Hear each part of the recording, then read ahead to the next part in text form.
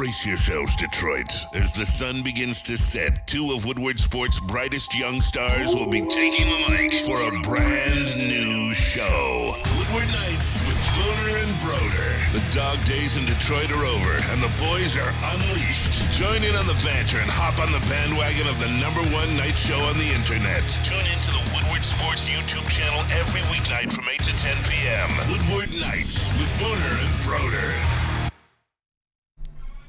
Good morning, everybody. Welcome to the Morning Woodward Show here on the Woodward Sports Network. It is Vic. Jeff. A little slip there. Damn.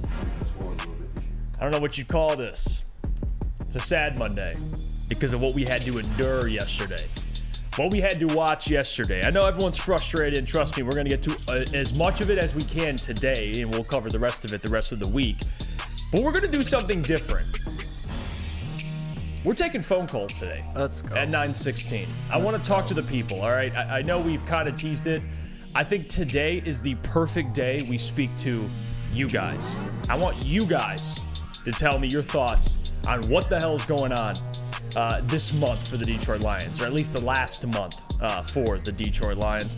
I want to say welcome in everybody to the show. Jeff Iafrate, Sam Flannel, Detroit Kool-Aid in the audio booth as always. JB, Kenji, KG. Now that's your new nickname. We're calling you KG. No Kevin Garnett though. Behind JB.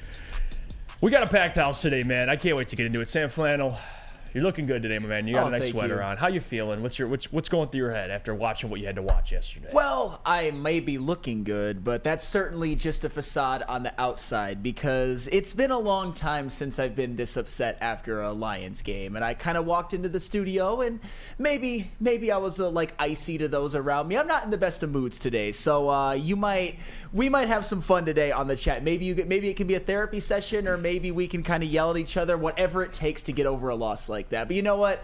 Now that I'm on the mic, now that I'm with you guys, I'm feeling just a little bit better. Yeah, I couldn't wait to do the show. Especially watching the game, I was frustrated. Me, Easy, Spencer, Booner. Me and Booner did the pregame, and then we did the watch party. And I know if you guys were tuning into that, you in real time got to see what we were kind of going through there. And I want to say this before, I want to introduce the rest of the room, but quickly. I get how frustrating it is, and we're going to break a lot of it down because I got a lot of thoughts on it, got a lot of notes on it. I just want to start by saying this. It's almost like just a quick reminder of where we are as Lions fans and where the Lions are as an organization. Guys, we came into the season, and even I got some flack for even saying they'd lose, after winning a playoff game. This is a team that is still in the lead for their division right now, which we'll get into because Minnesota won. Chicago's winning now, and then you have Green Bay, who's probably going to beat the Giants tonight. They have a 2-game lead as of right now. They're still in the lead for their division. They do control their own destiny, and I expected a playoff win. That is all I asked for this season. That is still on track. So if we talk about my season expectations, they're not off the rails. But Sam, if we're going a game-to-game basis, what we've seen over the last month has not been good. No. Not been good at all. And you just start with that Bears game. And, people, you watch the Dan Campbell pressers, they'll ask them about the third quarter. What's going on in the third quarter? What the hell happened in the second half? Let me tell you some of these possessions that the Lions had in the second half offensively. This can't happen. I'll tell you. Coming out of halftime, okay, you score on back-to-back possessions going into halftime. So me, Booner, Spencer, Easy, we're sitting there, and one thing I brought up is that's how you win these games. You score right before halftime, Sam. You come out of halftime, you score again. It's a momentum swing, okay? Last 2 possessions before half, you score. Now let's look what happened coming out of halftime. You regroup, you come back out, you make adjustments. What happens? Punt, fumble, turnover on downs, interception. That's terrible. Guys, that was the rest of the game. The second half, I'm not kidding. That is what happened. 3 punts, a fumble, back-to-back turnover on downs, and then an interception. That right there is why you lost. And defensively, we're going to get into as well because, again, the defense, at least in the beginning of the game, the first drive, you watched it right away, Sam Flannel. You're going, uh-oh. Here we go. The first possession, they scored on the first 2 touchdowns the Bears scored, Sam. Each drive took 4 minutes. I could take dumps quicker than that. Ooh, damn, Jeff. 4 minutes. I mean, damn. And then after that, defense made some adjustments. They actually looked decent. Aiden Hutchinson, we'll get into. He got a sack. He was, I mean, we'll talk about, he kind of made a mistake later in the game. He took accountability for that. But Aiden Hutchinson, man, the defensive line, John Kaminsky, Aiden Hutchinson, Julian Okora, a couple guys showed up, didn't matter. This is concerning. I'd be lying, Sam. I know we can sit here and say everything's sunshine and rainbows and say, you know what, we're 9-4, guys. But if you look over the last month, it's not great. And also, it starts with your quarterback. I'm going to read something to you really quickly. I want your reaction to this, Sam Flannel. Let's go. And this is devoted to Detroit on Twitter, or on X, whatever the hell you want to call it. Hate that. This is Jared Goff since week 7. 10 touchdowns, 7 interceptions, 6 fumbles. I'll repeat that. Since week 7, Jared Goff. 10 touchdowns, 7 interceptions, 6 fumbles. So 10 touchdowns to 13 turnovers. How many games do you expect to win doing that? Well, you've won. You've actually won more than you've expected in that point. And that's the surprising part. Yeah, that is the surprising part. Like the part. Chicago Bears game. Yeah. Okay, you come back late, Jared Goff, you get the win despite those interceptions. I mean, a couple of these games, Sam, even the Saints game, yeah, they had the lead 21-0, but it got scary late. Yes. And I get it. In December, you just accept wins. That it is what it is. But at the same time, Sam, you're supposed to be playing your best football in December. Yeah. The Packers are. The Bears are starting to play their best football. The Dallas Cowboys are playing their best football. 100%. The 49ers are playing their best football. It's concerning, Sam. No, it's 100% concerning. And I promise you for the people who are sick of the Goff gobblers and are kind of over him right now, I've got a segment for you where I'm going to further break down how much he has blown the past 2 months. I mean, for the better part of 2 months, besides for a couple of good games. I promise I will break that down. But you were talking about how the Bears and the Lions. I just want to get into this part of the game really quick. I thought when the Lions scored before half that it was at that point they were going to get the ball. They were going to, at the very least, take a lot of time off the clock and maybe get a field goal, and it was off from there at that point. I thought the Bears would ultimately wilt, and that definitely did not happen because the second half was completely dominated by the Bears. The Lions looked absolutely terrible, and it's just, there's very few silver linings we can take from a game like that. I would say arguably none at this point. I will say this. The Lions, once again, have forfeited their right to sort of scoff at the Vikings or the Packers or anything like that. We certainly have forfeited the right. It's so funny, just a couple weeks ago, and I'm not trying to be a dick. I'm not trying to rub it in, but the amount of people just like, oh, those silly little Cowboys, those bums in Dallas. Jeff, you were kind of there too. Hey, I will admit it, I was. Oh, that bum, Rain Dakota Prescott. He's not even in Jared Goff's stratosphere. Well, how does that look right now? Some people said that. Yes. Neil Rollstick. But we're gonna talk a little bit more about that later. It's just at this point, the Lions just kind of look like a regular old good team that might go one and done in the playoffs. I hate to say it. And we kind of spoke at this, and people kind of clowned me for it, and I think they clowned you for it because me and you are on kind of lockstep with this. They're 9-4. Yeah. They have a similar record than the 49ers, the Eagles, the Cowboys, but we agree they're not those teams. Nope. They're not, especially defensively. Offensively, I think they can compete with a lot of teams. They're top 5 offense. But still, defensively, no, they're not. And they've won a lot of these games, and it's impressive. I'm not even going to say the 3-letter acronym because I don't want to go there. I don't. And I think that's lazy if I just throw that out. What I will say, though, is this team is about a year away from being in that conversation. This defense needs a lot of work. It does. And you have Jared Goff, who, listen, before coming to Detroit, he used to lead all quarterbacks in turnovers at one point. Now Josh Allen takes that nod. You don't have a lot of room for error with this defense, and it is what it is. I'm not going to sit here and say, fired this guy, fired that guy. You need more talent defensively. I think we'd all admit that. But at the same time, it's bad. And the way Jared Goff's playing, it's bad. Now, Neil Rule might come up here from 11-1 and blame Colby Sorsdahl, even though he didn't play. That might be his route. I'm not going to do that. I think Jared Goff, I don't think there's one person that is sane that can that could defend this man. I don't believe it. He's playing bad. And the one thing that frustrates me is watching Jared Goff's press conferences because it's the most bland-ish ever. You watch a Jared Goff press conference as well, Jared, the offense didn't struggle today. His response, yeah, the Bears defense just played good. Yeah, they just played a good game. They're good defense. No, Jared, how about you come up to that mic and say, I played like absolute dog shit. How about you say that? How about you say, you know what? That's on me. There was times where I misread coverages. There was times where I underthrew receivers, Jamison Williams being wide open. How about that? Instead of saying, give the defense a lot of credit. They made adjustments. No, dude, you stink. You stunk the last month. That is what it is. That is all it is. You can blame, well, the receivers aren't getting open. Guys, I don't want to hear that. I mean, I don't want to hear that. You watch the same game as me. Jared Goff, you got to take care of the football, dude. You have to take care. That is Jared Goff's only job. We don't ask this man to throw for 4 touchdowns. We don't ask this man to run for 100 yards. Clearly, he won't. Just don't turn the ball over. JB, he's turning the ball over. Help me. That is where we're at right now, JB. We're at right now, and no one likes to see that. No one wants to see that. And every single time that we think the Lions are good and on a nice little run, a nice little streak, the fumbles start happening. Once again, Jared Goff's tiny little baby hands. Just somehow, some way, we end up messing up something. But I don't know. I'm going through it over here, man. It's a rough day. Me and Kenji, I don't know what to tell you, man. This hurts, man. Yeah, this hurts. This is rough, dude. And there's a lot of blame to go around. There is. But let's not absolve anyone from it. Can we do that? Yeah. Like, there's a lot of blame. Ben didn't coach a great game. He didn't call a great game. AG didn't call a great, complete game. Jared Goff didn't play a great game. Honestly, he didn't even play a good game. No.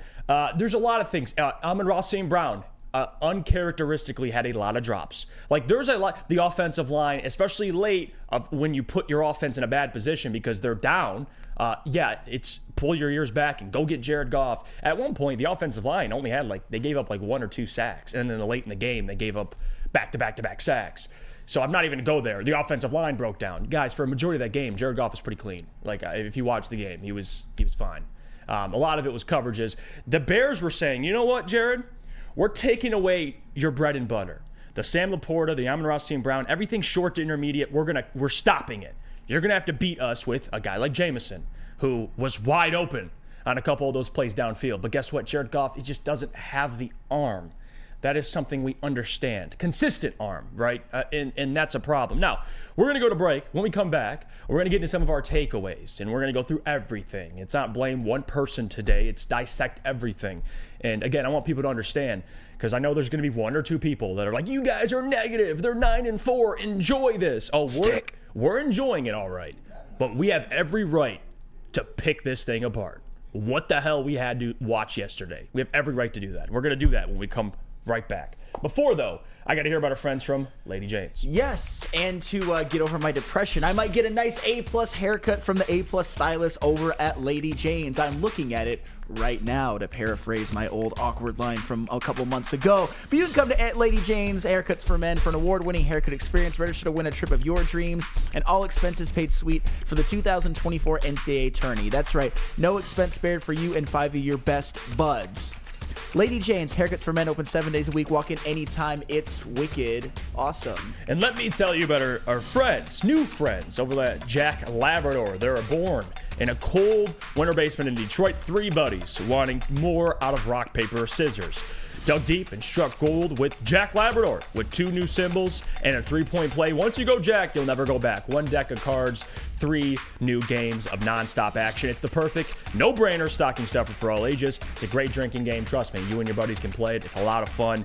Me and Brady were kind of talking about it. I'm excited to try it out. Scan the QR code above or go to www.jacklabrador.com to get your deck today.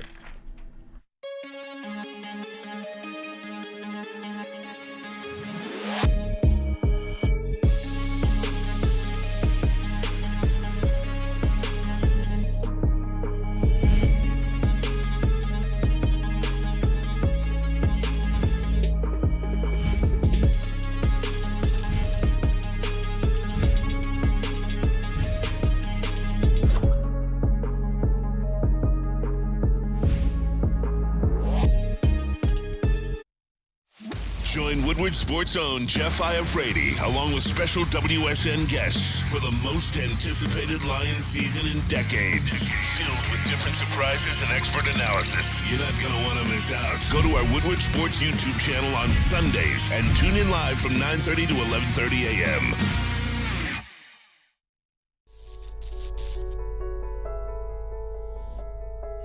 We've just received word. The world's cannabis supply has vanished. The public is outraged and has taken to the streets in response to this tragedy. The individual responsible acted alone, and we can only hope they will make things right soon.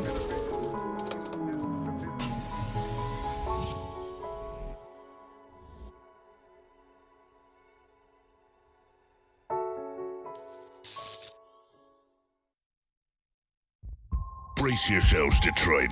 As the sun begins to set, two of Woodward Sports' brightest young stars will be taking the mic for a brand new show. Woodward Nights with Booner and Broder. The dog days in Detroit are over, and the boys are unleashed. Join in on the banter and hop on the bandwagon of the #1 night show on the internet. Tune into the Woodward Sports YouTube channel every weeknight from 8 to 10 p.m. Woodward Nights with Booner and Broder. What happens when you run a great business for over 50 years? You expand and offer more products to more people. This is exactly what Les Stanford has been doing by adding Les Stanford Buick GMC, the same great service that customers have come to know and trust on Woodward Avenue, just south of 9 Mile. Check out Les Stanford in Dearborn today. Find the brand you want at lesstanford.com. Welcome back, everybody, to the Morning Woodward Show here on the Woodward Sports Network. I appreciate you guys choosing us this morning, man. It's a frustrating Monday after a Lions loss, and you're here with us. So, again, it's much appreciated. Let's get into it. It's our takeaways. And this has been an interesting season because we've had a lot of victory Mondays, which, you know what, I'll take. It's been a lot of fun. But, Sam, the sicko in me likes to break down L's. Yeah. I do. Because we get to kind of regroup and break it all down. I want to start with you, because I got a lot of my feelings out last segment. All right. Give me your takeaways, Sam Flannel. Everything from what you saw yesterday. All right, so I've noticed a disturbing trend in the last 7 games or so. I think we would all agree that in their last 7 games, after that game at Tampa Bay, which I think was their best game of the year, their next 7, they have gone 4-3, but there have been a couple of disturbing trends that reared their ugly head in this game in particular. Number one, I just want to get this out there. The Lions they're still 9-4, but they have a -6 turnover differential on the season, and that is one of the things that reared their ugly head in this game. In this game against the Bears, the Lions lost the turnover battle 3-0, and that's one thing that the Lions have consistently done over the last 7 games. But another thing that they've done, which can be equally as disturbing and even more prevalent, is they've given up some really big games to certain quarterbacks, particularly mobile ones, because Justin Fields is a quarterback who obviously shows some flashes, but he's also prone to make a lot of mistakes throwing the football, fumbling, throwing interceptions. But in his couple games against the Bears, including this one, I'll just get to this one. Justin Fields had one of his best games of the season. He had that beautiful throw to DJ Moore for a touchdown off of a 4th and 13. We'll get to that a little bit more later. He had a rushing touchdown on a 3rd and 11 in the red zone. And he also escaped a couple of times in which he would look dead to rights and scrambled for first downs. Justin Fields played very, very well and definitely outplayed Jared Goff and definitely gave the Detroit Lions defense a ton of fits. And that leads me to this, because in that game, both the turnovers and giving up a big game to a quarterback reared their ugly head. In the last 7 games, including this one, I'll kind of briefly break them down, all of them. The Lions have either 1, badly lost the turnover battle, or 2, given up a legacy game to certain quarterbacks. I'll go through it. In the game against the Baltimore Ravens, we all know Lamar Jackson played one of the greatest games of his life. The Lions defense gave up Lamar Jackson's season high in quarterback rating, QBR, and it gave up Lamar Jackson's only 3 touchdown, no pick game of the season. In their win against the Las Vegas Raiders, the Lions lost the turnover battle 3-1. Fortunately, they played the Jimmy Garoppolo-led Raiders and still were able to win, but still, those are things that eventually come back to bite you when you play better teams, and they most certainly have. In their game at the Los Angeles Chargers, even though they won, and that was one of their more impressive wins, going to Los Angeles and winning, they gave up a season high in touchdown passes to Justin Herbert. So that happened as well. And then we go to the game against the Chicago Bears, in which the Lions gave up. They lost the turnover battle 4-1 and gave up the only 100-yard rushing game of the season to Justin Fields. So in that game, they kind of did a little bit of both. In the game against the Green Bay Packers, they lost the turnover battle 3-0, plus gave up the season high in quarterback rating, QBR, and gave up 3 touchdowns and 0 interceptions to Jordan Love. Probably the best game of his career, just so happened to come against the Detroit Lions. Even the game at the New Orleans Saints, they won the turnover battle, and those turnovers were absolutely crucial in them winning that game because it gave the Lions 2 short field touchdowns. But even their performance against Derek Carr, the Lions defense, kind of disturbed me a little bit because they gave up the season high in completion percentage to Derek Carr and an over 100 quarterback rating to Derek Carr. And Derek Carr is not having one of his better seasons, and I will die on the hill that if Derek Carr doesn't get knocked out of the game, the Lions probably lose, or at the very least they give up the go-ahead touchdown and maybe have enough time to tie the game or win it with a touchdown. But still, in each of the Lions' last 7 games, they have either given up basically a legacy game to a quarterback, sometimes a quarterback who we weren't too high on until that game, or they've lost the turnover battle, and in several occasions have done both. And you just happen to do both against the Chicago Bears, and it bit you. And one more stat before I give it back to Jeff Iafrate. In the 2 games against the Chicago Bears this year, you're lucky as hell to be 1-1 in those, by the way. Mm-hmm. The Lions have lost the turnover battle a combined 7-1. Jesus. 7-1. That's bad. Yes. And that's kind of been the storyline. And my takeaway, because we'll get into, a couple different things. I mean, it's hard enough to win football games in December when you're undisciplined. You are committing as many penalties as they are committing. And it's not just the penalties, it's when you commit them. The other part of it is turnovers, which for Jared Goff, that has been the theme of his career before Detroit. You look at his turnovers. He's on pace to have more turnovers in a season than he's ever had in Detroit, at least. So, again, this is kind of trending back to L.A., which is why the Rams got rid of Jared Goff and got Matthew Stafford and proceeded to win a Super Bowl with a similar roster. And again, I know for a while there, Jared Goff, he was playing well. He was. And even I, came on this show in front of this mic and said, you know what? I'd be open to a short-term extension. Not $50 million, but a $40 million deal, roughly around that number. I'd be cool with it. But then you start to think, and you start to look around, and you think, okay, Philadelphia Eagles, Jalen Hurts, you bring up his turnovers. Cool. He's more mobile, so he has that. And Jalen Hurts also has one of the best, if not the best, passer rating when trailing.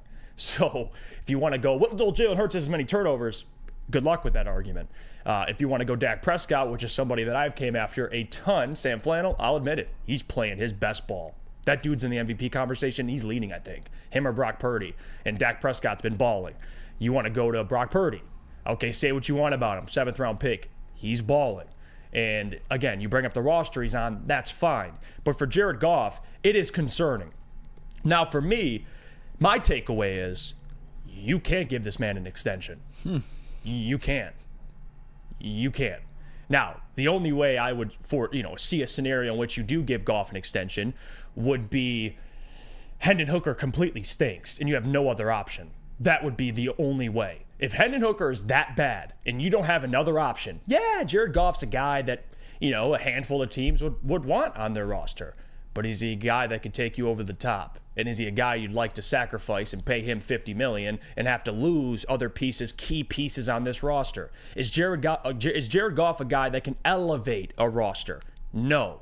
He's a quarterback you can win with. We knew this. I knew this. He's a quarterback that can win playoff games. Great. And the goal this year is still to win a playoff game. But Sam Flannel, you play like that. Jared Goff plays like that. But the defense plays like that. And the amount of penalties they have, they keep that up. You ain't winning nothing. You won't even beat whoever they face in the wild card. I don't give a damn who it is. So can this team play better? Obviously. They have no choice but to. But Jared Goff's play, this is starting to kind of, it's starting to be a trend now, right? A 1-game or 2-game sample size, it's a slump. A multi-game sample size, maybe it's a trend. And that's concerning because, again, the Bears, yeah, they're playing good football. cool. They're fine. They look better. Matt Eberflus, for God's sakes, won 2 games in a row, first time in his career in Chicago. You allowed that man to break a milestone. He won 2 games in Chicago in a row for the first time in his entire career. So that's great. But for Jared Goff, it is concerning. It absolutely is concerning. And I would expect all the people out there, the Jared Goff defenders, which, again, feel how you feel, to at least think about it. If you're still waking up on this Monday morning and you're saying that's QB1 for the next 5 years, I don't know what the hell you're smoking. And you might have went to Dispo. By the way, they got great products. But Jared Goff is not the answer, man. He's not. And I know the heavyweights got a lot of flack because they're aggressive with the Goff slander. I've always been in kind of the middle. I got a lot of respect for Goff, but I also understood that Jared Goff, you trust this man to go to Philly? I mean, no. You can't trust him to go to Chicago in inclement weather. Guys, Justin Fields played in the same conditions. The same conditions. It's not like there was a dome around Justin Fields while he was playing. Same conditions. He looked better. You got outplayed by a guy named Justin Fields, who everyone would call a running back. Everyone would call a bust. I mean, it is what it is. Even I don't like Justin Fields. He outplayed Jared Goff, the man that you want, and many people want. I don't want to point fingers at anybody. That would be okay with giving this man a 4-year deal. That's the concern. So, guys, if you want takeaways, yeah, the defense is a problem, but they need talent. Like that, I can't just keep saying that they're a problem. We know they've been a problem. Before the season, we know they would be a problem. The defense isn't complete yet. Brad Holmes, another takeaway, draft every single pick in this draft should be a defensive player. Every single draft pick should be on defense. If you want to take an offensive lineman, great. A guard, a center in case Frank Ragnow goes down, awesome. But every single pick is a defensive player. I don't want to hear nothing less. You know what? Every signing should be a defensive player. There you go. Let's just sign a tight end. JB, am I off here? Anything I said you disagree with? No, I completely agree. I think you're going to have to sit here and reevaluate if Jared Goff is your future moving forward, if he's that actual guy, and if you're willing to sit here and spend all this money on this guy, if he's just going to be here for another 2 years and have the same result over and over and over again. Like, we have aspirations for this team, and it can't slow down now because of one person. If that be Jared Goff, then, hey, you got to sit here and learn to cut ties. And if that's AG, then Dan Campbell's got to sit here and step up and be like, hey, you're my friend, but, you know, I'm making better business choices as it is right now for this team. So whatever it is, you need to sit down, reevaluate, and then move forward from there. I think we've gone long enough of being friends in businesses right now that, hey, when it comes to business, we have to continue on and move forward if you're not going to help us out. And Brad Holmes, I think, has approached this thing very, very impressive. I've actually been impressed with how Brad's approached this. He takes a Hendon Hooker in the 3rd round, you know, and he has him kind of sitting, you know, just kind of getting healthy, working back, and he lets this Goff storyline just kind of play out. He didn't fully commit to Goff, right? There hasn't been a contract extension. You haven't really heard much of it. And it is a wait-and-see approach, which I actually love for Brad Holmes. Like, it's a very, very smart way to do business. Go out there and prove it. Prove it. Because Jared Goff, they have yet to make the playoffs. This is what, if you want to extend Jared Goff, you're looking at the postseason. You're not looking at beating Tampa Bay. You're not looking at beating up on Green Bay at Lambeau, even though they beat you at Ford Field. That's not what you're looking at. You're looking at how do we match up with the Dallas Cowboys, which, by the way, you'll face later in the year in Dallas. That's going to be a tough one. And you look at the schedule looks a lot harder. The Denver Broncos, they're playing well, Sam. Yep. And I'm not even going to go there. They're playing well. And you play them on Saturday at Ford Field, that ain't going to be easy either. So, and they're motivated. The Chiefs just dropped the game. They're chasing their own division. So, again, the schedule does not get any easier. And I don't want this to be a slander Goff thing where I call him bad. And he's a good quarterback. We know exactly what Goff is. He's good. He's not great. If you have an offense that you think can be dynamic, Goff isn't. He's not the guy that's going to make your offense dynamic, right? You got to have everything scripted for him. You got to have him protected. And you could say, well, Jeff, every quarterback has to be protected. Well, there's quarterbacks that can overcome that, right? Like a Josh Allen who, turns the ball over. I get that. But you watch Josh Allen go to Philly and zip it in Philly in those conditions and be the reason they're in the game. It's the eye test, guys. You want to look at the stat sheet and go, well, he has more turnovers. Watch Neil Rule. Watch Herbert. And by the way, Herbert, he did injure his finger, didn't look great, but watch his career. Watch Josh Allen. Watch these guys. Watch Jalen Hurts, right? Watch him last year. Jalen Hurts is MVP candidate every single year. Like, there's a difference there. There's levels to this. And again, Jared Goff is just good. And to give that man a long-term extension when you have Hendon Hooker, who has untapped potential, I don't think it'd be smart to do. I don't. Let's go to break here. When we come back, we'll get into the Jared Goff conversation and is he the future of the Detroit Lions? And then, of course, we're going to get to Aiden Hutchinson for Sam Flannel, because I do want to give the applause there because he is back in the sack column. You know, that fourth down play he made a mistake on, and, of course, the red zone, he kind of pulled his own stunt, he said, and of course it led up a rushing touchdown by Fields. We got to at least pick apart what we saw yesterday. 9 o'clock, I do want to get into Jameson Williams because it kind of does tie into this Jared Goff thing, and the reason why that man only got one touch in the run game and one target is blasphemy. Absolutely blasphemy. When this is the guy who burnt the Chicago Bears secondary to get you a score in one play at Ford Field. It's blasphemy. We'll talk about him in the 9:16. Guys, I want you, everybody, if you have a cell phone near you, call in. I want to speak to you, me and Sam. If you have a problem with what we said, you agree, you have something to mention that we didn't bring up, please, 916, call in. I want to talk to the people on this. Let's go to break really quickly. Speaking of people might be smoking that Dispo, can I hear about our friends from Dispo? Yes. Oh, and Dispo's got something really special coming up. Experience the Dispo difference this Christmas season. Dispo is giving away a TV as well as 2 $100 in-store gift cards per week at participating locations. Nobody does it like the Dispo family. Unwrap the joy of Dispo Dispensary every week. Join them in celebrating for the holidays. See store for details. It is the Dispo Christmas Extravaganza. Dispo Dispensary, DispoShops.com, your local cannabis plug.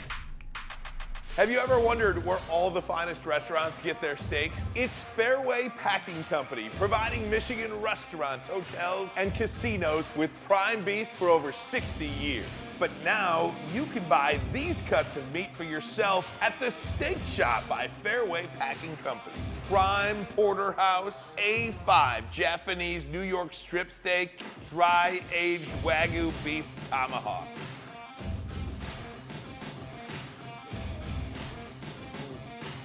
Delicious. Get to the Steak Shop today. Enjoy fine wine, have a private party, and get the finest cuts of meat anywhere. The Steak Shop on Mack Avenue in Grosse Pointe Woods, or order online, fairwaypacking.com. Where's the most convenient place to get that big fitness energy? It's Planet Fitness. Join today for just $1 down, $10 a month. With over 2,400 locations and equipment for every workout, you can get in, get energized, and get going. And with free fitness training and most clubs open 24 hours, everyone belongs in the judgment-free zone. So join today for $1 down, $10 a month, no commitment, cancel anytime.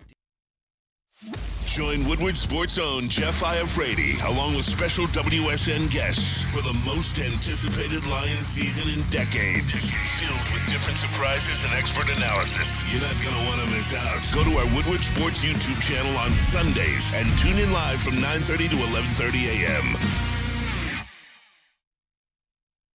Dreaming of a new home but feeling the financial pinch? Mark White and Associates, your trusted real estate experts, are here to help. Mark White and his team will pay up to $5,000 of your closing costs. That's right, I said $5,000. Call Mark White and Associates today at 248-290-8242 and visit them at markwhitesales.com. Again, call Mark White today at 248-290-8242 to make your dreams come true.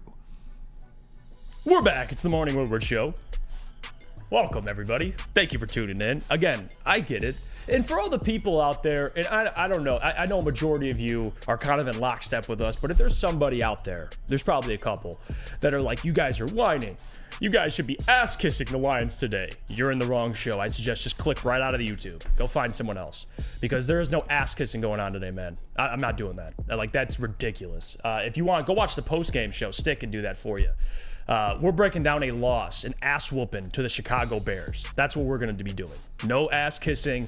No, we're 9-4, everybody. None of that. That there's no reason why we should even be discussing that. I think that's actually irresponsible to sit up here and talk to people and say everything's sunshine and rainbows, guys. Yeah, you're 9-4. That's great, but we're breaking down what happened yesterday. That was not great. Right? We can get into, the Denver Broncos game this week and talk about, are our expectations are they still able to be accomplished? Yes. A division win and a playoff win, guys. That's what I believe is the expectations. Yes. That is what is going to happen. I still believe that. But if you walked away from yesterday and you said, "Hey, everything's all good, everybody," man, I'm impressed with you. I'm impressed with your patience, because if you had to watch that ish yesterday and you're still positive vibes, you're built different. You're built different, Sam Flannel. No ass kissing, no slappy going on, no slappy Lions fan stuff today. None of that. That's the thing, and this is where I'm very, very impressed with the chat, actually, is that sometimes you just got to call it like you see it. And if the Lions play badly, which I think yesterday was without a doubt their worst performance of the year, you got to call them out a little bit. You got to call them where they have some deficiencies and where they can improve. Are the Lions still probably going to win the division and host a playoff game? Absolutely. But even that is going to become in jeopardy if the Lions don't get their shit together. So right now, there will be no everything is awesome at here. Like you said, go back and watch the post-game show. It was actually impressive the way Stick was able to do that. I give him credit. Very I impressive. have never seen somebody that is just such a slappy all the time. And I love you, Stick, but man, that was something else. And I want to say this too, for the whole Jared Goff thing, it also goes in hand with Ben Johnson. Chuck Brewer. Sorry, Sam. The Ravens game was much worse. You know what? Fine. That was bad. But at least that game, ahead. You're like, well, the Ravens are the Ravens are damn good. Yeah. The Bears are not going to probably make the playoffs, and you lost to them by 2 scores. But regardless, this whole Jared Goff, it's not just Jared. I don't think Ben, and I'm a huge Ben Johnson guy. If you guys have been tuning in for a while, back to when me and Adam were on the show, I mean, we love Ben Johnson. We advocated for this man. But he didn't call a great game yesterday at all. I mean, you look at a couple different things, right? The play calling, they got away from the run again. But it's also hard when you get down and you're in a position where you have to throw the football, and that's not really accommodating to Jared Goff and what his strengths are. So it is on Ben. I think Ben deserves some blame as well. I think the coaches deserve blame. AG, at times, there was a lot of things that were like, okay, questionable. For Aiden Hutchinson to kind of call his own stunt, I get it, but also I don't. And then there's other parts of the game where there was no adjustments. I mean, this team is clearly better the more linebackers they have out there. It's a strength of this football team. It is what it is. Jerry Jacobs being on an island with G.J. Moore with no safety help. Are you shitting me? That is barbecue chicken. That is lunch. That is what that is to DJ Moore. That is lunch. And this isn't just the Bears. Guys, the Lions signed Emmanuel Mosley for a reason. Like, they didn't expect Jerry Jacobs to be out there as your CB2, and he is. So you know what teams are going to do, right? And you know what Denver's going to do. I can see the future. Watch this. They're going to put they're going to put Cortland Sutton on an island with Jerry Jacobs, move everybody on the other side of the field, and say, go cook them. And Russ is going to throw a go ball, and Cortland Sutton's going to come down with it. That's exactly what's going to happen. Because Jerry Jacobs, from now on, and this has been a case, Sam Flannel, because you look at the plays that Jerry Jacobs has given up, and I want to read this because I thought this was interesting. He's given up plays over the last 4 games of 33 yards, 22 yards, 39 yards, 29 yards. That's what that is. No, he's getting cooked too. So it's not just Jared. There's plenty to go around. You got Ben, AG, the players, Dan Campbell, the challenge call for Cole Kmet. Why? That was clearly a catch. I mean, I don't know what his perspective of it was, but at least watching at the watch party, that was a catch. We all knew it was a catch. So it wasn't just this guy or this guy. That was a complete letdown from across the board. And the penalties. That was probably one of the worst. I know the Ravens game was probably the worst losses they've had this year. They've only had 4 of them, but that was ugly. They didn't deserve to win that game. If they would have came back and won, I think I'd be more pissed because I'd have to sit up here and say, well, they won. That was bad. That was absolutely disgusting. Maybe it wakes them up, gets them refocused because I said it earlier. December, you should be playing your best football, typically. Lions are not. They're playing their worst football. Yes. And it's bad. This season is a couple plays from being completely different. I know that's the NFL. That's how this league works. I'm happy they're 9-4, but they got to get their shit together, Sam, because this schedule, it ain't easy going forward. And I know we talked about it early on. We're like, hey, Lions, according to strength of schedule, they have one of the easier schedules. New information. These teams are winning. Sure. Yes, and obviously it was a whole team failure yesterday, just as the Ravens game was as well. And when you lose a game, there's a lot of blame to go around. But right now, I think I deserve a little bit of time to break down old Jared Goff right now, because Jeff, you had your chance, and now I just have to highlight how Jared Goff needs to play better down the stretch and how he has been, for the most part, pretty damn bad the last couple of months. And let me just go to Jared Goff as the whole season. Jared Goff last year had a touchdown to interception ratio of just a little bit over 4, which is excellent.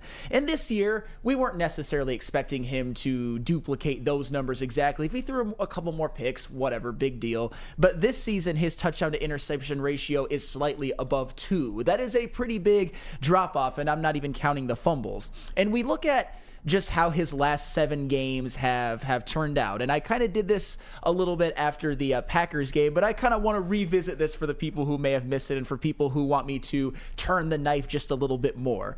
Against the Baltimore Ravens, Jared Goff throws 1 interception and leads his offense to 6 points. That was a total team loss, but whatever. It was still Jared. When you lead your offense to 6 points, you deserve some of the blame, and you deserve to be rightfully excoriated as a quarterback who played awful.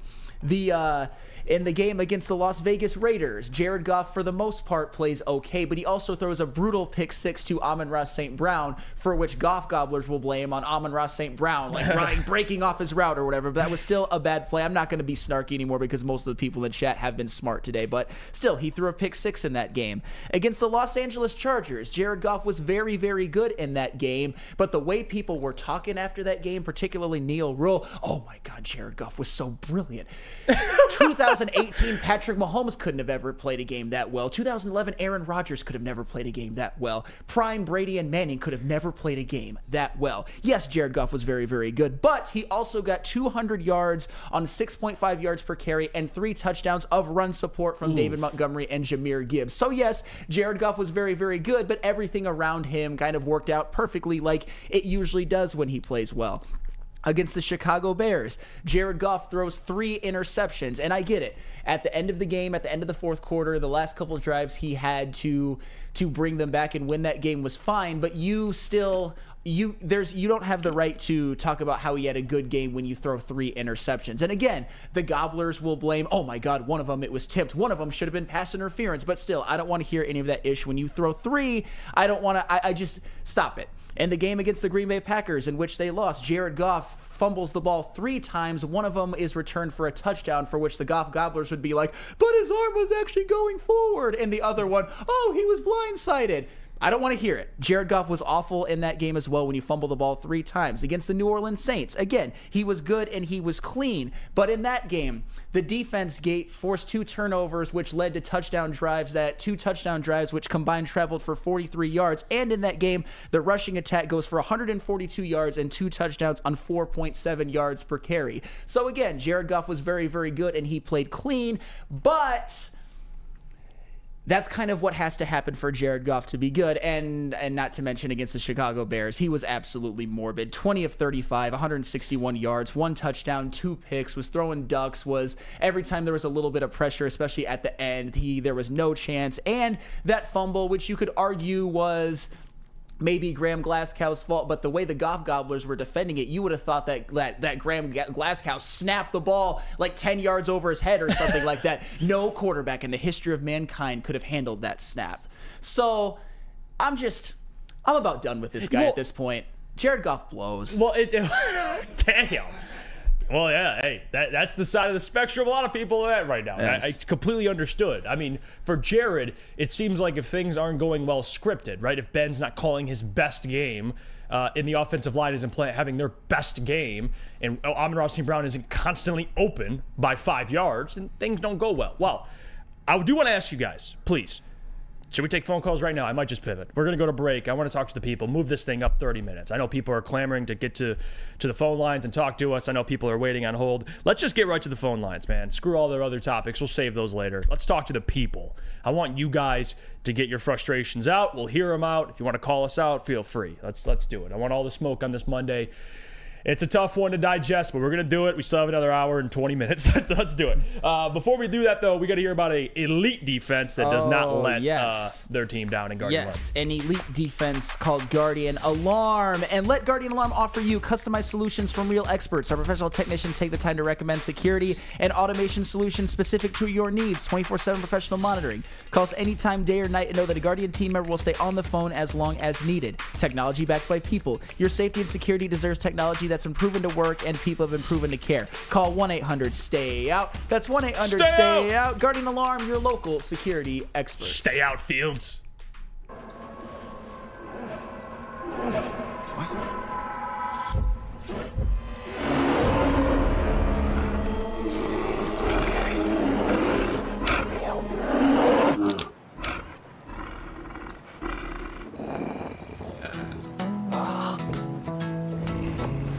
Oh, yeah.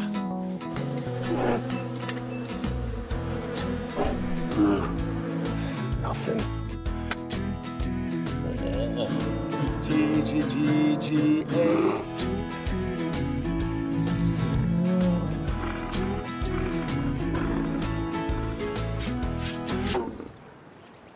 Oh, sorry, I forgot. There we go. Oh, cheers, buddy.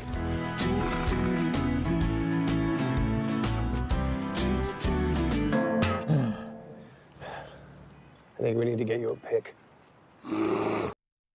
Now, coming to Woodward Sports, Woodward and Main Street, the Woodward Sports Network Detroit Lions show. Catch Gabrielle D. Phillips, Matt Broder, and Terry Foster for all the latest news on your Detroit Lions every week. Only on the Woodward Sports Network YouTube channel and woodwardsports.com. At work and at home, we're there with smarter security solutions. Featuring complete automation with customized alerts and more. For over 90 years, we've been the company that's been counted on to protect what matters most, all with personalized service and care. Right now, for a limited time, receive a free video device plus free installation with a new home system. Guardian Alarm. We protect Michigan.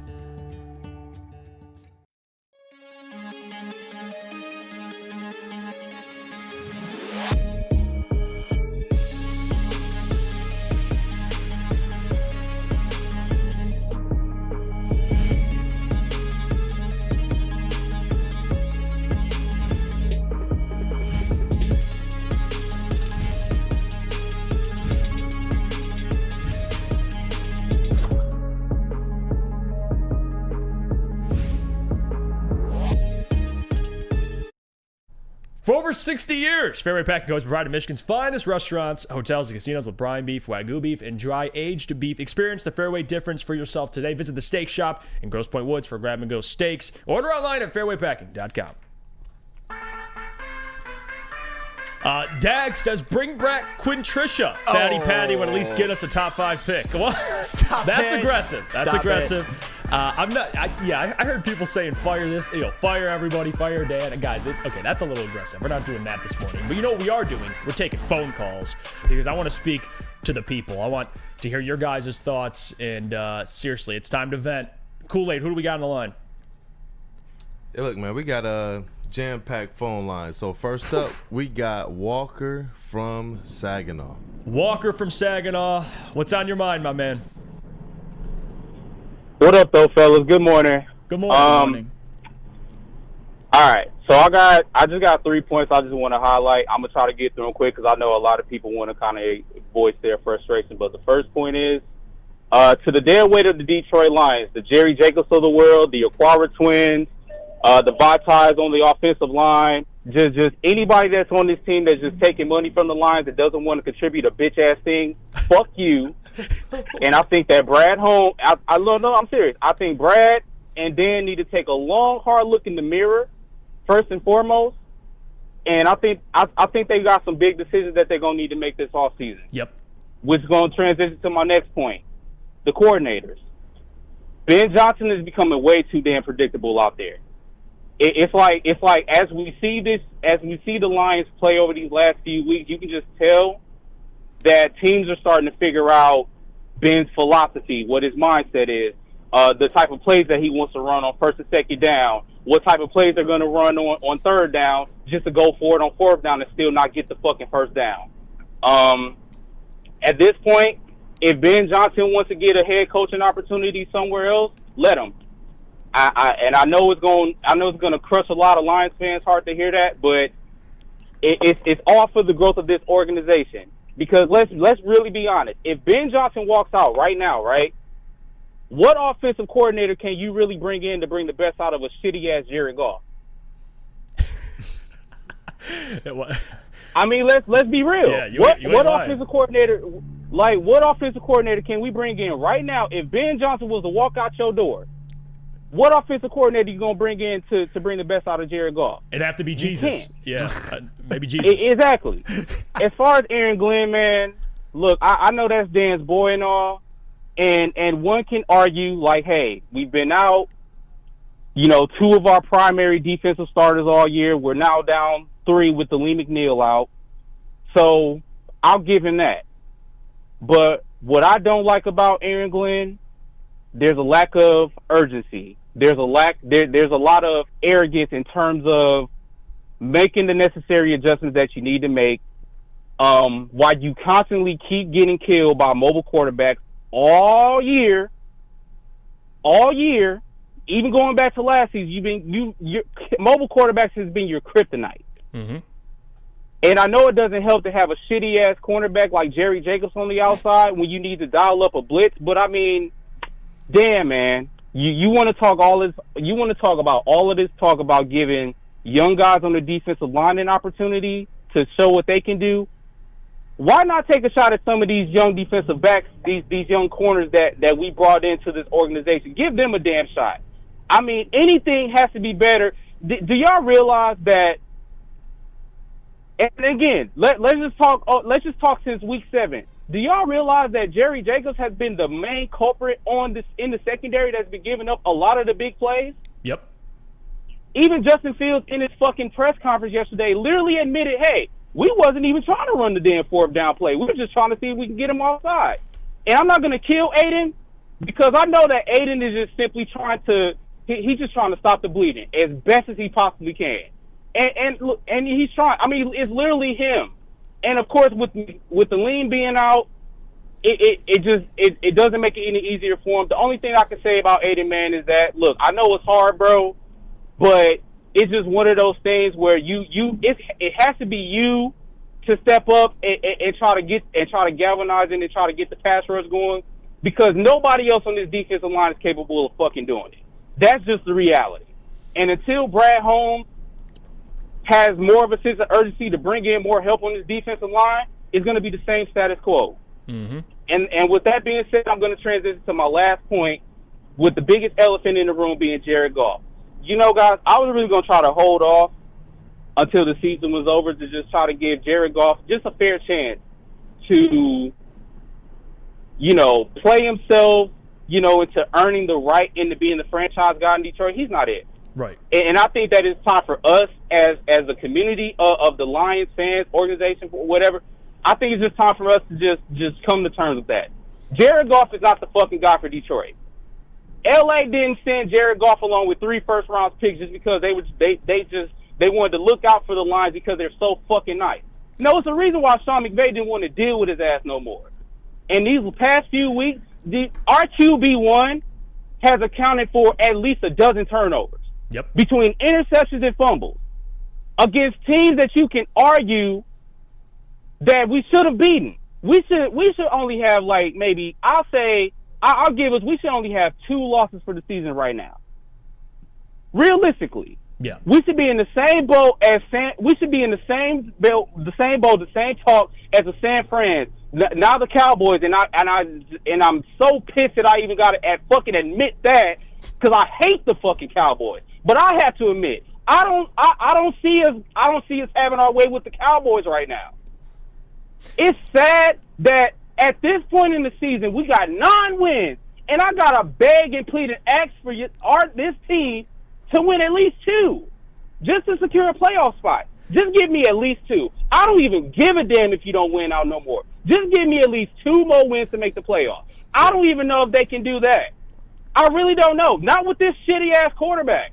I'm not even gonna break down the turnovers because Sam just did a great job of that. I mean, the turnovers. You can't evade pressure. You can't fucking throw the ball downfield. You underthrow or overthrow wide open ass fucking receivers. You're throwing ducks every fucking week. What the fuck are we doing? Jared Goff is not it. I'm sorry, and if he's listening to this, if he's hearing this, I'm sorry if that hurts your feelings. I'm sorry if you still triggered from how you got your ass kicked out of L.A. Bro, you are not it, bro. You're not it, and I'm sorry, but you're not. The only way for this team to be better, and especially with the impending changes that we're probably expecting to happen in the offseason, I think it's clear that the Lions got to go young at quarterback, whether that be Hendon Hooker or if you find another GM in the draft, because I believe in Brad Holmes in the draft. Hey, I'm all for it.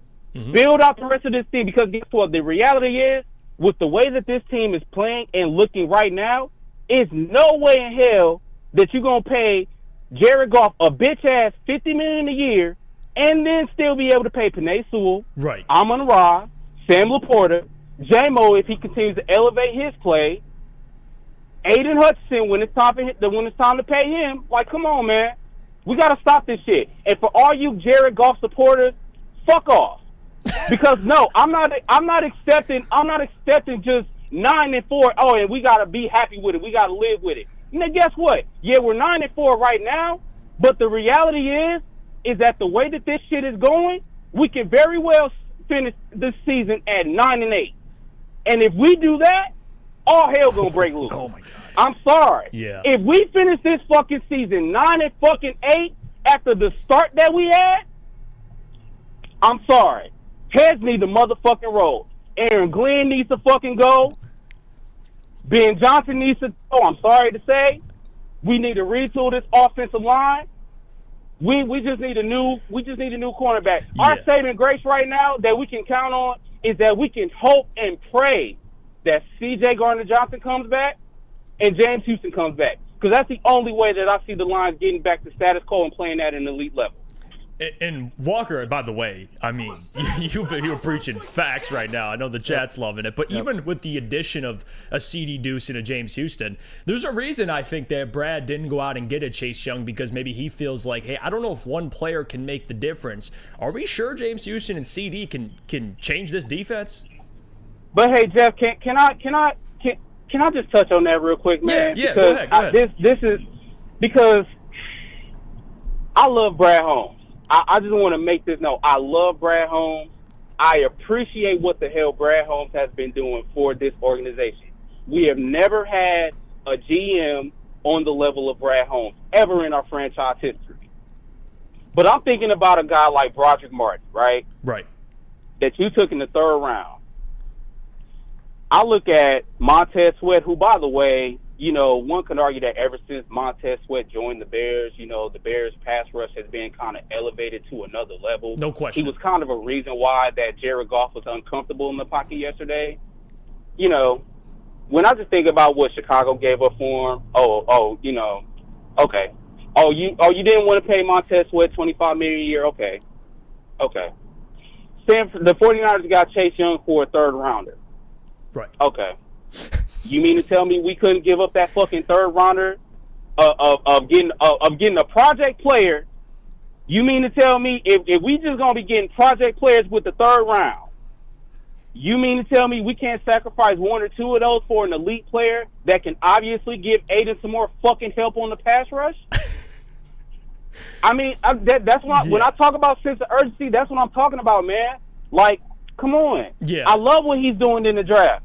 But you also got to prove, man, look, you need to stop getting these injury-riddled players, and stop getting all of these developmental players. Stop trying to, like, I understand culture and the vibes matter, but damn it, if it ain't equal, if it don't equate to winning, I don't want to hear that shit. No question. Like, respectfully. No question. And I just think that's just the part of Brad Holmes' regime that he just needs to step up. And I know I'm kind of over my time, and I apologize, but thank y'all for allowing me this time to vent, because when I tell y'all, I've been so pissed off for the past couple of weeks. Even when we got the win against the Saints, man, we just don't look the same. Yeah. We don't. And I just guarantee if this is the way that we're going to look going into the playoffs, I'm sorry to bust everybody bubble. We're not winning no playoff games looking like this. I'm sorry. No, but that's the reality that we got to face and we got to come to terms with. Yeah, no question, Walker. Great call, by the way, man. You were preaching. I appreciate you. You're welcome back anytime, dude. Anytime. Absolutely. Hey, man, hold y'all head up. Look, I still got faith. I still think we're going to do it, but damn it, it's just not looking good. Yeah. But we'll see. No question. Let's get to a couple more phone calls. Let's go to break here. Shout out to Walker, man. He called in. He's preaching facts. I agree with pretty much everything he said. Because I know a lot of Lions fans can kind of relate to what he's saying. I mean, you mentioned Jerry Jacobs, 4 games, 5 chunk plays given up of about, 20 or more yards. 20 or more yards. Let's go to break. When we get back, we'll get to more phone calls. Of course, I know whoever's on the line waiting, we'll get to you guys. Don't worry about it. I'm going to spend more time just talking to fans because I do want to – we could get to, like, the Aiden, Hutchinson stuff, the Jameson stuff. We can get to that the rest of the week. I want to hear from the people. I know people are frustrated. Let's do that real quick, though. Got to tell you about our friends over at Big Boy. Speaking of Broderick Martin, Big Boy, let's head over there. Especially after a loss, go eat your feelings away. Wintertime in Detroit is always better with comfort foods from Big Boy. If you want breakfast, they got it. If you want dessert, they got it. Gingerbread shake for dessert. Delicious. Stop by your local Big Boy today. Savor the heart of home at Big Boy with our all-new down-home comfort dishes. Feast on home-style goodness with our Southern Comfort Chicken Bowl, veal parmigiana, and apple pie hotcakes. The down-home delight doesn't stop there. Potato pancakes are back. Dive into the richness of our perfectly crafted potatoes with our classic potato pancakes and our stuffed potato pancakes. Top off your meal with our new gingerbread shake, a seamless blend of creamy vanilla and sweet gingerbread flavors. Nothing beats the comforting taste of down-home cooking. Enjoy every bite, only at Big Boy. Stop searching for a vehicle and start finding one. Les Stanford Chevrolet Cadillac makes it easy. We harness the power of multiple dealerships and own the biggest selection of GM brands in the area to get you the car you need. With the Les Stanford Group, you'll have access to 4 different dealerships, providing you with more makes, more models, and more choices. We're connected to more than 1,000 vehicles. And with so many high-quality CPO vehicles available, you'll find new car quality at pre-owned prices. You can start and end your search at lesstanford.com today.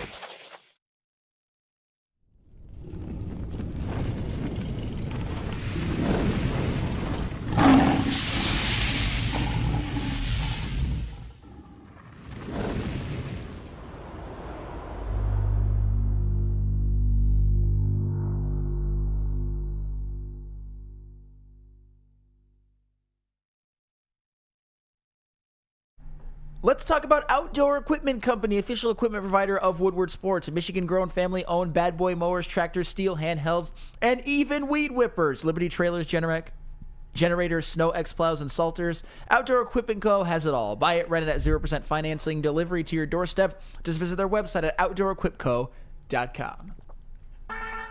We're back. It's the Morning Woodward Show. Let's get into more callers. Mike Bell, I'm taking your advice. I'm going to have JB put a poll up per caller, and you guys are going to vote. Is he preaching? Is he teaching? Or is he not? Because I think that's a great idea, and I think Walker would get a majority of the votes there for cooking. He was cooking there. Had to let him cook. Let's get to another caller. Kool-Aid, who do we got on for us? Hey, look, next up we got Vin from Virginia. Vin. Ooh. Welcome to the show, Vin. Lions fan, tell me what's on your mind this morning. Good morning, gentlemen. Hope you all are doing better than me this morning. But no, I agree with a lot of what the other caller just said. But what I'm not going to do today is bash on Goff. Yeah, he didn't have a good game yesterday, but more often than not, the reason we win games is because of our offense. But I'll tell you one thing, we never win because of our defense. So I'm in on AG. I've been in on AG's ass like since probably the first year he got here, and I think it was the Baltimore game we played, and where Tucker hit that long-ass field goal to win. And for me, I was on his ass since then. Right. But, yeah, this defense, my problem with AG is, all right, and Jeff, you've been saying this all year, we don't have the personnel, but what are you trying to do differently? You got to try something different. You can't keep trying to do the same thing. You try new personnel, it's not working. You got to try something different, right? Mm-hmm. Yeah, well, Vin, I do agree with that. I mean, AG is not absolved. I know there's people that are on the side of spectrum like AG can do no wrong. No, he can definitely do wrong. I mean, Vin, you watch that play with Jerry Jacobs. Why the hell is he one-on-one with DJ Moore with no safety help? Come on. No. I agree with that. I also feel like he kind of got thrown off by, I guess they thought they were offsides or that is true. The jump. But, yeah, I don't know. I'm just tired of AG and I don't know. He, like, man up to your own shit. You know what I'm saying? Like, you're not doing a good job. You give up. What are we giving up now? What's like at least over 25 points a game or something like that? You know what? I got an interesting stat for you, and this was out yesterday, and I believe Nolan Bianchi tweeted this out or put it on X. He said NFL's worst scoring defense, the Commanders, entered Sunday averaging 30.4 points per game.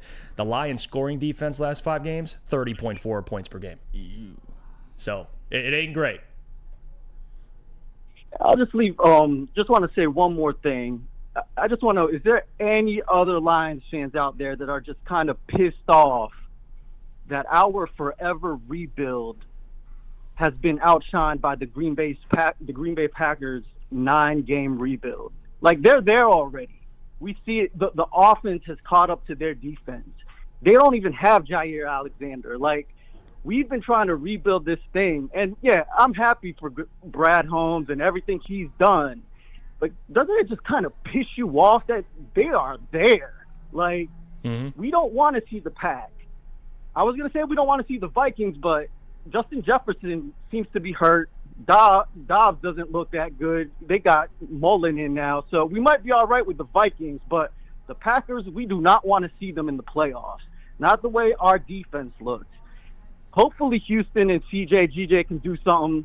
But with AG as that leader of that defense, I don't think we're doing nothing. No, I appreciate the call, Vin. I'm with you 100%. By the way, call back anytime, Vin. I appreciate you. Good call. Let me just push back a little bit on that whole Packer thing, because the Green Bay Packers might not even make the playoffs this year. They're a 6-6 team. I understand that they look good and they look better, and Jordan Love looks like he's coming into his own, and they, went into Ford Field and whooped the Lions' ass. But still, if the Green Bay Packers could very well lose on the road at New York tonight and not even make the playoffs. So that's where I know I'm not one to be a Lions slappy right now, but let's just slow down a little bit on that. Let's wait till the season plays out. Could it happen? Sure, but it's still it's overwhelmingly likely that the Lions will still win their division. Not to be Mr. Slappy right now. I'm certainly not that, but that was one where I'm like, ooh. Yeah, I don't know how I feel about that. Vin is correct about AG. Like, he is. There is blame to go around, and I think AG deserves some of it. But the Packers thing, they had talent. I mean, they had talent on defense. Now they're starting to figure it out, and they're playing their best football in December, which is when you should be playing your best football. It's different, but I kind of got the premise of what he was trying to say. Brandon, we could take the next caller. You can welcome. All right, yeah. Hey, look, man, that's my guy Devin from Inkster. What up, though, Devin? Devin from Inkster, man. What's on your mind this morning? What up, though? What up, though, guys? What up, though? What's up? Yo, it's been a while, Flannel, since last time I called about our Home Depot project. Oh, yeah, Devin. Okay. What up, Devin? Yo, I wake up this fucking morning because I kind of jinxed myself with that Thanksgiving game last time we fucking talked. And, of course, I had to fucking clean up the dishes and do every damn thing because Lions didn't go to work on Thanksgiving. But what the fuck was that yesterday? Like, man. I think we have to flip the Home Depot project from J-Mo to golf, because at this point I'm ready to put them in a body bag and put them in the coffin. And like I know the rules. We can't use the coffin sound on the Morning Woodward shirt because we don't want Neil Rule to fucking come down as president and veto everything. Yeah, I'm glad you understand that, Devin. But it's getting to the point. I hate to be the type of person to come in and be like, hey, yeah, fuck Goff, fuck Ben Johnson, fuck Aaron Gordon. Like, fuck the mentality of what these guys are running with. Because we don't have the mentality that, hey, we're in the hunt. Hey, we're in top dogs. No, we have the comfortability like we're playing like Sam Flannel's Chiefs in the 2000s and the early 2020s when they had every referee vying for them and doing all these fucking Showtime plays to get them to the Super Bowl. No, we don't have that fucking team. And I think the reality needs to be checked at the fucking door. And you listen to the press conference last night after Dan Campbell saying we weren't fucking disciplined. I'm pissed as everybody else. Well, you should have been pissed 3 fucking weeks ago when we saw the fucking egg that Goff just keeps throwing, the baby hands. He has Whopper Jr. hands. And you know what, guys? I deliver Whopper Jr. fucking buns every damn day. And he won't even fucking fit them. He won't even fucking fit them. So that shit just mind blows me every damn week. And if we don't get our shit together, you're absolutely fucking right. We're not going to win a playoff game. Yeah. But in all reality, I had no expectations of us even getting to the playoffs because being a long-term Lions fucking fan, you have one reality. Either we're going to be there one day or we're not going to be there one day. Right. And we don't have the mentality that we want to be there this year. We wanted to improve. And we have yet to even see that on the fucking certain surfaces. It's like we show up for one day of work, to work a 12-hour shift, and then the next day we just take 4 hours on the rest of the week and say, fuck it. We're going to be all right. We're playing hard in practice. Yeah, we're killing things in practice. These guys are looking great. They're trending up. They're not trending shit. We're becoming the laughing stock again because if I have to wake up and hear Steve A. Smith talk about we're frauds, yeah, you know what? At this damn point, we look like fucking frauds. Are we frauds? No. We just need our shit fucking slapped, and someone needs to fucking get their ass torched for the type of shit that we playing. Because I love Ben Johnson, but we got him here for another 3 years because there ain't no way in hell these fucking coaches are going to be looking at him and say, yeah, that's our guy. Yeah, that's the one we want. Yeah. It's going to get harder for him because the more and more shit shows that he has to work with baby hands over here, it's not looking good for his resume. No. And then to put that on the back of Goff, that's a hard fucking pill to swallow, man. Yeah. Especially as a Detroit. Yeah, you ain't lying. It's like, you ain't lying, Devin. You are not lying, man. It fucking sucks, man. But, like, again, I fucking listen to you guys every damn day. I learn more and more about fucking football. Thank you, Sam Flannel. We at least got to give you your flowers on that. I learned more PFF fucking things than I have in the last 2 fucking years than anything. And that has generally educated me. I'm not being a smart ass, but I'm being a jackass. Appreciate you, bro. But when you look at the schemes that we're doing in the second half versus the first half, we're looking like the fucking Pistons in the second half. Oh, yeah. Well, especially yesterday. It's the worst thing you can call someone right now. The Pistons. They didn't score a thing in the second half. That's not and unfair. That's what I'm saying, man. Yeah. And like, I hate to use that analogy because I was there for the 2004 fucking championship. I was that Inkster kid that was really fucking happy, and I was literally throwing my fucking Lions hat back in the back of my closet. Why the fuck am I feeling like I'm going to have to throw it back in my hat if we don't get this shit together? Just off of emotions, not off of everything that we can see that we're going to be this great team down the tunnel. Right. We're 2 years ahead of plan. Yeah. And it seems like we're going back to year one with these fuck-ups. Yeah, I mean, you're just waiting on them to reach 10 wins, Devin, and they're bare. I mean, these last couple of games, yes, Jared Goff's been struggling. It's been a lot of things. The defense, there's a lot of different storylines. I appreciate you, Devin, man. You're welcome back anytime. Every time you do call, it's always entertaining, man. It's always entertaining. Shout out to Devin. And by the way, for people in the chat, for the whole people coming at Jared, the problem is this team isn't playing complementary football, right? The offense turning the ball over, you're putting your already bad defense in compromising positions, and then you look at the defense and say, well, you're giving up a score on the first drive and then a field goal, and now the Lions are down already going into the game, and the offense can't get going. So it's both. It's hard to single anyone out. It's just bad all around. Let's go to break. When we get back, I know we have people waiting. We'll try to get to more callers. I know if you're trying to call in, phone lines might be a little full right now. We'll try to go to a couple more callers. And then we'll close it. We'll kind of get to the end of the show. But I want to keep this riding with callers here. It's a lot of fun. You guys make the show a lot more entertaining. Shout out Devin, Walker, everybody, man. Vin, and everybody else. Please continue to call in.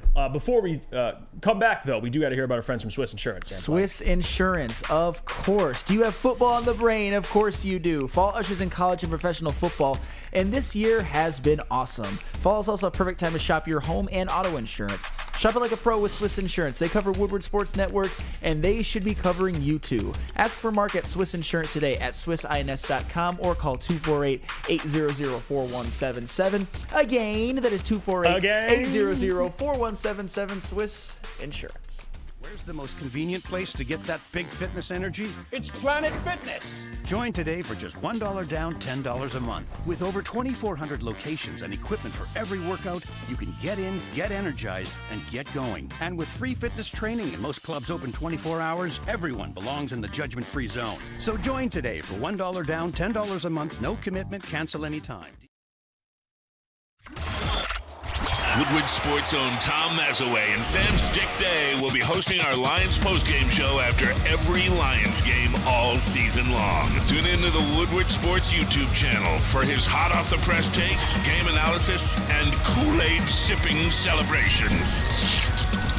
You won't want to miss it. Join Maz, Stick, and special guests each week immediately following every Lions game, exclusively on the WSN YouTube channel.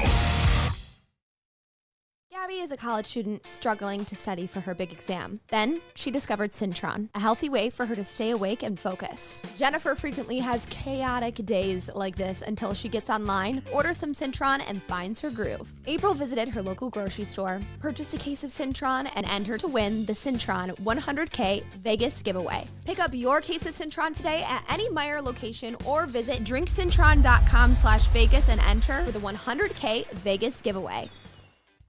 Join Woodward Sports' own Jeff Iafrate, along with special WSN guests, for the most anticipated Lions season in decades. Filled with different surprises and expert analysis. You're not going to want to miss out. Go to our Woodward Sports YouTube channel on Sundays and tune in live from 9:30 to 11:30 a.m.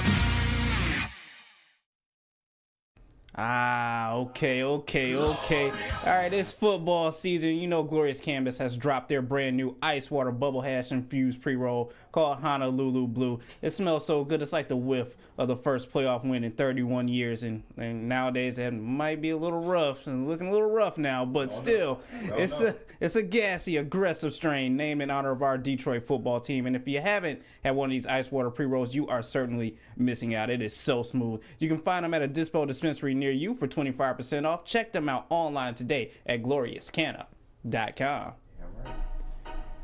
John Ellison donated $20. Shout out to John. He says Baltimore, Philly, Cleveland, all with better defenses. Guys, all allowed 31, 30, and 27 points. NFL is geared for offense. You can't win scoring in only one quarter and getting no first downs in the second half. Garbage time. JG's trash. Ben is too. Thank you for that, John. We appreciate your comment. All right, let's get to some more phone calls here. Brandon, send them through. Who do we got?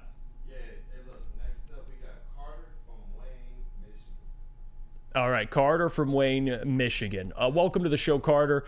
What's on your mind this morning? Yeah, good morning, guys. Great show as always this morning. I just wanted to talk about both the things that are kind of the problem on our team right now. First, the defense is atrocious. I mean, it's nothing new. I mean, you got to stop a mobile quarterback. I mean, it's happened, we've had Lamar, we've had Justin Fields twice, and it's over and over. We're not stopping mobile quarterbacks. I don't know what has to be done. Got to fix that. I mean, I think that's one of the main things on defense that you are not fixing that has to be fixed. Second thing, Jared is getting bashed, and I'm 50-50 on it because, yes, he is great some days, and he's playing like Tom Brady used to play. But at the same time, it's like okay, you put him out in like 30, 28-degree weather, he's going to look like Bailey Zappi did in the beginning of the season. So it's not, I think maybe Jared practicing in the cold maybe help him out a little bit, kind of, you know, I always think that, like, you know, if you have a weakness, you face it head on, that's how you beat it. So, but that's my point of view. I don't know what you guys would think about that. I mean, I get it. Certainly the defense has had its struggles, and Jared Goff has had moments where he has looked very good. I mean, I even mentioned it in my little diatribe that against the New Orleans Saints, against the Los Angeles Chargers, even in this stretch where he has played, I would say, mostly bad football for 7 months, those are a couple of good games. And the Baltimore Ravens, that was another game at Baltimore where it was cold weather and things were not ideal, and he played a bad game as well. But that also, the only thing I will say is he didn't look so good against the Packers or the Bears in that little stretch in the week before Thanksgiving and Thanksgiving, and those were in a dome. So I just think Jared Goff right now is playing just awful for the most part, and I've lost a lot of faith that maybe I had gained in him off of last year's performance, and then even after that game at Tampa Bay. Yeah, it's 100%. I mean, Carter, I appreciate the phone call. Again, I appreciate you tuning into the show. We appreciate your presence. You're welcome back anytime, man. I appreciate it. Thank you. All right, for sure. Have a good day, guys. Yeah, you too, Carter. Let's welcome in the next phone call, Brandon, if you got him. You can send him right there. We'll try to get to some more people. Yep. Hey, look, we got Kenny from Grand Rapids up. Kenny, I appreciate you being patient, man. What's on your mind this morning? Hey, good morning, fellas. Good morning. I want to tell everybody this right now. RELAX. Oh, boy. Relax. Okay? This team that we got right now, let's all just be real about this shit right now. This is the most entertaining, fun season that we've all been had as Lions fans. All of us. And I'm going to talk about some good and some bad, but I just want everybody to relax. We're 9-4. We've got 4 games left. I feel we can be at least 3-1 out of those 4 games. I really do. I really do. But Dan Campbell's going to have to start taking some accountability. He's just kind of walking around in la-la land. I hear everybody just kind of, you know, do you see him on the sideline a little bit, you know, when a bad play happens, like his personality a little bit. He just kind of looks around in the sky. But he's the head coach at the end of the day. These are his understaffed. He needs to take some control of the defense and the offense. He has to. And with the whole Jared Goff thing that we got going on right now, come on, we all were kissing his ass a few weeks ago. We all were. Let's just be real about this. We all were. He's having a few bad games. The whole team is playing bad. It ain't just Jared Goff. The whole team is playing bad right now. But I believe in this team. I believe in this franchise. And I like the way we're going. We just got to keep going. And, yes, our Achilles heel right now is mobile quarterbacks and our defense. Our quarterbacks has been our Achilles heel for the last fucking I don't know when. But I believe where we're going, we're going to be all right, Jeff and Flannel. We're going to be all right, man. We just got to we got to move on from this shit and get better every week. That's all that we can do right now. We can piss and moan about this, that, and third, but we're going to be playing in January, man. That's all I really got to say. But go Lions. And Kenny, I do want to say, and by the way, appreciate the phone call, Kenny, a ton. You're welcome back anytime. And again, I get the approach to say relax, but you have to think about it. Like, I get relaxed for 9-4. Like, that's okay. That's obvious. And I even said at the beginning of the show, I still think this team can win the division, win a playoff game. Okay, we got that out the way. But to say that, you know, for Jared Goff, yes, there was a time where Lions fans were bought into him. But again, there's new information. Like, since week 7, he has 13 turnovers. That's a problem, Kenny. Like, it's going to be hard. You talk about winning a playoff game. You ain't winning a playoff game turning the ball over like that when we know the defense is what it is. All right, he's not on the line anymore. But that's how I feel about Kenny's statement. Trust me, I get the relaxed thing, but I'm not doing that this morning. Like, I don't think – because when people are frustrated, which there's a lot of people in the chat that are frustrated, I don't think at least from what I think from people in the chat, I don't think they're saying, you know, the season's completely over and fire everybody, although some people do say that. Yeah. I think it's just frustration with this team and how they looked against the Chicago Bears in totality, defense, offense, coaches, everything, which I think that's fair. I hate that. Like, hey, everyone, Stick did this on the postgame show, and I love Stick, but that is not the way to approach that game after and say, relax, everybody. Yeah, and everything's going to be okay.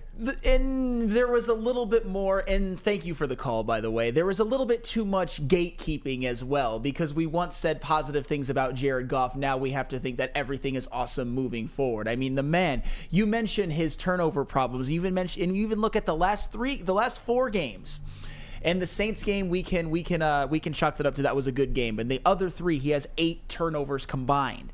Or is that, 9 turnovers combined, if you want to count that fumble, which some people will say is 100% Graham Glasgow's fault. That's a problem. And when your quarterback does that, especially when he has had, I would say, a knack for doing it throughout his career, particularly at the end of his tenure in Los Angeles, you're allowed to have some cause for pause, because the reality of the situation is, no matter... And I'm not blaming Jared Goff for last year when I make this statement. The reality is a lot of people want to crown him, and he hasn't won anything yet in this city. He has not. He has won nothing. Hasn't won a division. I mean, right now you're in the lead for your division, but you hope they can hold on. Sure. So I completely understand that. And it seems like, Sam, last year, the Lions played better in December, post-December, right? They were 8-2 down the stretch. It seems like this season, it's like the opposite. Mm-hmm. They're playing worse down the stretch. They were better early on in the season when, again, you should be finding your groove now. You know what you are as a football team in December. Like, it's about the details, and it seems like this team, undisciplined, turning the football over. I mean, you can't get stops at times defensively. It's all over the place. It's terrible. All right, let's take one more phone call, and then we'll go to break. Brandon, who do we got on the line?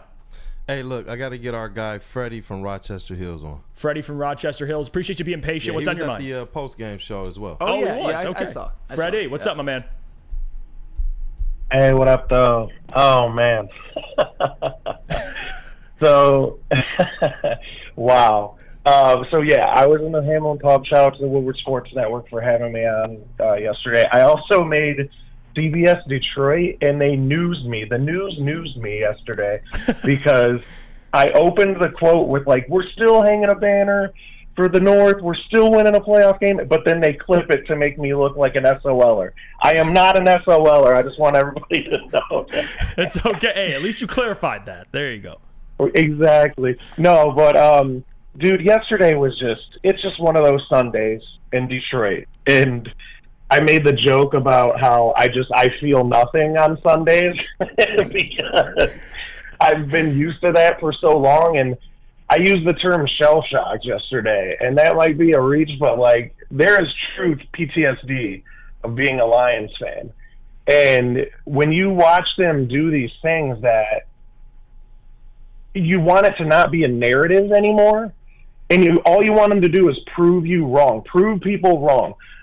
All the people that get on Jared Goff, the defense can't stop a nosebleed. The defense can't stop mobile quarterback. We lay an egg in the third quarter. We can't play in cold weather. Right. You're waiting for those big wins to redefine this team's identity, and they just prove everyone right. And that is the most frustrating aspect as a Lions fan. I do think it's funny every time. I don't know if anybody else has this weird take, but you know the Jared Jeweler Company. This is not an ad, by the way, for Woodward Sports. But you know the Jared. We need to do a clip of all his turnovers this season with the "That's Jared." We need just a whole a highlight reel of his turnovers. I've been a Jared Goff supporter. This team it's on both sides. The offense has the potential. It comes down to QB1. I'm sorry. We had too many weapons to lay an egg in the second half and not get a first down. The defense, I'm not going to make excuses. There's a lot of injuries there. And we don't have the firepower on defense on the edge. We're missing so many where is the pass coverage? Jerry Jacobs is all season has been the worst, the absolute worst. And you're just watching the comments that Fields makes, like they're not even worried about you, and teams going for it, like they're not even afraid. I know we make ballsy fourth down plays, but like we don't have an edge on defense where you're lined up and you're looking at these guys like, oh, we're done. Like we need to see like fear. We need to strike fear in people's eyes that when we line up with them on both sides of the ball, they're afraid. Right. And this defense, who's afraid of this defense? So that's all I got. I know you got to get to break. I love you guys. Shout out to Woodward Sports Network. I'll be on Woodward Nights tomorrow night. Shout out everybody. Love what you guys do. So. Hell yeah, Freddie. We appreciate the love, man, and we appreciate your phone call. Welcome back anytime, Freddie. Yep. Thanks, man. And you can comment because Freddie was making some good points. Oh there. yeah, he most certainly was, and I think a common thread throughout the chat and throughout us today and throughout the callers is that Jared Goff, it's a problem right now. It's danger, red alert, most certainly. You can't look at it as just a mirage. I mean, I told you, when you look at this Bears game, the Packers game on Thanksgiving, and the Bears game before that, Jared Goff has 9 combined turnovers in those 3 games. And you know what that does? I know we want to crap on the defense, and the defense didn't have their best day, but at the same time, the Jared Goff fumble led to a 29-yard touchdown drive, and then when they go for it on that 4th and 1 and use that slow developing run play to Jahmyr Gibbs and miss it, it directly leads to a 20-yard field goal drive. So it's a bad situation when you have a defense that's depleted with injuries and has a lot of issues in its own right, but then the offense keeps putting them in bad situations, and then teams get leads, and then the Lions feel like they have to abandon the run game, which is still clicking on all cylinders, even in the last game, even in the previous Packers game, even the previous Bears game. It's just this vicious cycle, and it seems like I'm watching these games and it's 100% deja vu. That's what's frustrating to people. It's how they lose. It feels like they're not cleaning these things up. It's not just the losses, it's how they lose. You're spot on, Sam. I'm Coach Walk 37. Welcome back, Coach Walk. We missed you, man. Teams figure out how you do things. Goff has not played well either, but your prediction that Jeff had was 11 wins. They are on pace for that. They aren't winning the Super Bowl, or they weren't winning the Super Bowl. Yeah, listen, the 11-6 thing, that's the record I had before this season. I mean, I know people joke and they say they could be 9-8, which, okay, they could. I mean, that would be like worst case, hit the panic button, eject everybody out of their seat. But yes, 11 wins is still on pace in a playoff win.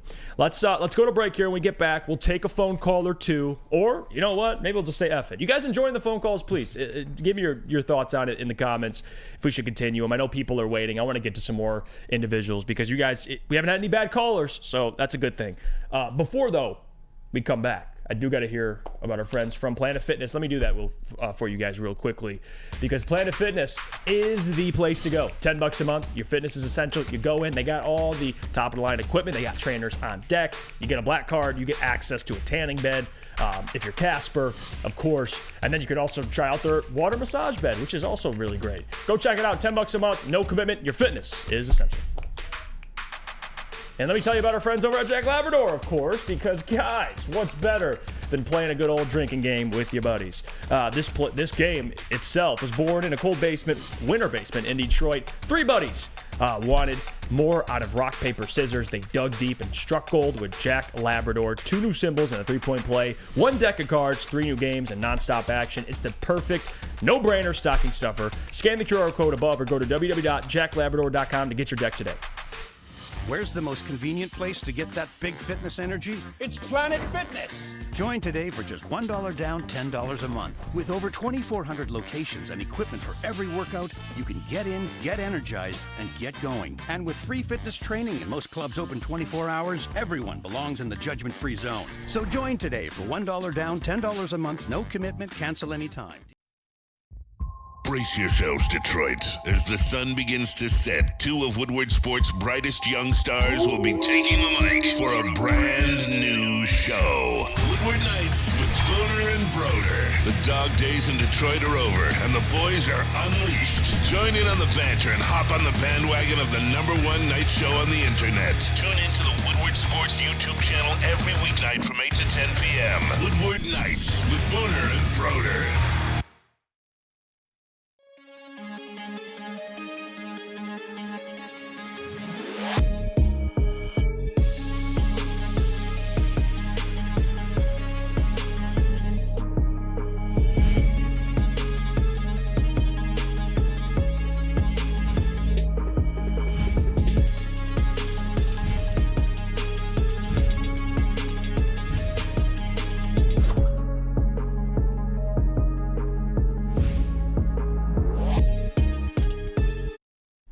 18 locations. There's a Feldman dealership in your backyard. Visit FeldmanAuto.com to find the location nearest to you. You can catch Woodward Sports Live from Feldman Chevrolet in Novi every other Monday to recap Victory Mondays or losses. We do them both at Feldman Chevrolet in Novi. Welcome back to the Morning Woodward Show here on the Woodward Sports Network. We appreciate you guys joining the show on this, not Victory Monday, but I don't know what you call it. It's a frustrating Monday, a Monday in which we discuss the Lions' loss, and not just a loss, a very ugly loss. And we're going to get to more callers. I know people are waiting. Lines are busy. I know they're too busy for some. We apologize. We'll take more phone calls throughout the week. We'll get to as many people as we can. Brandon, you can send them through. Who do we got? Next up, we got Eduardo. Eduardo. Oh, Eduardo. Yeah. I do know Eduardo. Eduardo, welcome to the show. Thank you for being patient. What's on your mind this morning? Hello, hi guys. I want to say like 3 little things and then ask you guys a question. Okay. So for starters, I do think that this team should have been woken up already. This is the 4th loss that we've had, and this is like the 3rd bad loss. Teams have been daring us to throw it deep, and everyone wants to say, oh, Goff's arm isn't all that. Tua's arm isn't all that. And guess what the Dolphins do? They push the ball down the field. Yep. And I live right here in Florida, so I see a lot of Dolphins games. And then I've never been a fan of Dan Campbell, and I thought this year was the year he was going to win me over. And I know this is coach talk, but I'm tired of hearing I didn't have them ready, and we will learn from this. And then the next time we lose, it's the same time. It's the same type of way that we lose. I also think that this offseason will make or break us. I thought during the draft, Chicago literally built their team to beat us, and we saw that the last 2 games. And the rest of the North has caught up to us personally. And if we really are going to be doing anything, this offseason has to be like make or break. And then I just have a quick question for you guys. I know I'm going kind of fast. So we have 4 games left. Yep. This is how the 3 teams that are still in contention for the North can win the North. Minnesota has to win the last 3. Green Bay has to win out and hope Detroit splits with Minnesota. And Detroit needs Green Bay to lose at least once and beat Vikings once. Or sweep Minnesota. If Lions and Green Bay both finish 11-6 and the Lions do not sweep Minnesota, Green Bay wins the division. Which one of this do you think is the easiest path? I mean, the easiest path is probably the Lions, just because they have such a head start already. And as I said before, we don't know what's going to happen with the Packers. I know that they've been looking good, but going on the road in the NFL to a Giants team that's actually on a 2-game winning streak and has some talented players, we never know how it's going to play out. I guess with the Lions, just beat the Minnesota Vikings, because I actually had a little bit of an interaction on Twitter or X last night with Steve Brown, a guy who listens a lot and is in the chat, and he kind of... And I mentioned a little bit. I was a little mad yesterday. I think we all were. And I just kind of put out the red alert that the Lions may, if they keep playing like this, they might like say bye-bye to the NFC North. And then Steve Brown comments like, "Oh, but the Minnesota Vikings are a joke. Did you see they only won 3-0?" And it's like, yeah, but they won. And if they're such a joke, you better whoop that ass then. So that's kind of the thing. Just beat the Minnesota Vikings, and I think the Lions are fine. But can we even do that at this point? Can you trust going into Minnesota and winning right now? I don't know. Not at this point. Eduardo, we appreciate you, man. We appreciate you tuning in the show and appreciate you calling. And trust me, you were making a lot of great points. I think the Minnesota thing, you could bring up, well, they won 3-0. Well, their defense shut out the Raiders. They did. Can we bring that up? That defense, which was so maligned last year. I know the Raiders aren't this high-powered offense, but that defense, just before that game, they're playing well. That Brian Flores, man, he's coaching his ass off over there. Let's get to another phone call, shall we? We'll bring in, shout out to Eduardo for that call. Great call. Who else do we got on the line, Brandon? Hey, we got Trey from Kazoo, Kalamazoo. Trey, welcome to the show. What's on your mind? Thanks for waiting. Hey, guys. How y'all doing? Good, man. How are you? Pretty good, pretty good. Few things. So, my takes this entire season, one, I was on the fire Aaron Glenn train since last season. I just felt like offense really carried us in that last streak of games that we won. Two, we always needed a kicker. We needed a kicker train 3 years ago, honestly. After Matt Prater left, it was really not good. And 4, well, and 3 or whatever, I think there's something going on in the locker room. I don't think they're trying to keep something closed mouthed, but for some odd reason, I think something is going on. I mean, it's a reason. I don't know. It's a reason. Something is going on in that locker room for them to constantly play so bad. And so many people are like, hey, well, just relax. We're 9-4. Like, no, we got lucky. Chargers game, we were lucky. And that Bears game, we were super lucky to win that game. Yep. So I don't know. Jerry Jacobs is hot garbage. I am on the train to play Stephen Gilmore. What worse can we get? Like, play Gilmore. Let's see what he has. And then they say, James Houston is going to return, which I'm super excited about. But didn't this coaching staff have him play special teams? Isn't that how he got injured? Oh, yeah. Better not be. So it's crazy, but like I said, fire Aaron Glenn. We need a kicker, and we need some defensive talent. I blame Brad Holmes just a little bit for not being aggressive. He's been kind of conservative, and I respect that. I respect the man. He's a great guy, but you're being a little bit too conservative. You didn't do anything during the trade deadline, and these project players are just not working. Yeah. No question, Trey. We appreciate the phone call, man. You're welcome back anytime. And to Trey's point, too, about Brad Holmes being patient, I do, and again, I do, we all appreciate Brad. I think in a previous caller, I forgot what caller mentioned it, might have been Devin or Walker, I can't remember, but they mentioned how Brad's like the best GM. He wanted to remind it, best GM I've ever seen, at least in Lions history, in terms of drafting and what he's been doing, rebuilding this team, freeing up cap space. Sam, I get that. But you know this, Sam. The NFL's not a year-to-year league always. Yeah. Things happen. I mean, next year, knock on wood, you could lose a significant player. I mean, Aiden could go down. Jared could go down. Anybody could. Anything could happen. So when you have a season, this is why I think the heavies were frustrated, and a lot of Lions fans are frustrated, is when you have the record you have at the time of the trade deadline. You just, hey, give up a third-round pick. Go get better. Like, this could be a year that the NFC's wide open. The Eagles are struggling. The Dallas Cowboys look better. The 49ers look really good. But it's wide open. Yep. And maybe Brad Holmes, he thought to himself, well, even one player won't make the difference, which, okay, fair.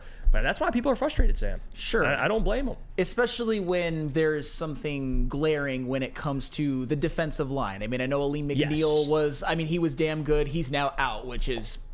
That's another thing that's going to be concerning moving forward. Aiden Hutchinson, he's still, I think he's having a better season than some, but he's obviously their best pass rusher by far. But when you look at Brad Holmes' draft history, he's made a lot of great picks. I mean, he made the Aiden pick. He made the Aleem McNeil pick. But he also made the Levi Onwuzurike pick. He also made the Josh Pascal pick. And he also made the Broderick Martin pick. And those are 3 right now guys who are really kind of giving you a whole lot of nothing. And those aren't like 6th-round picks. Those are 2nd and 3rd-round picks. And I guess a lot of people's frustrations are, it's like, is it really worth holding on to? I know it was like 2nd and 3rd-round picks. Brad Holmes has hit a bunch of them, but he's also missed a few too. So especially on the defensive line. Sure. I mean, Levi's he's a bust. Josh Pascal hasn't really panned out as much as I expected. He hasn't played as well.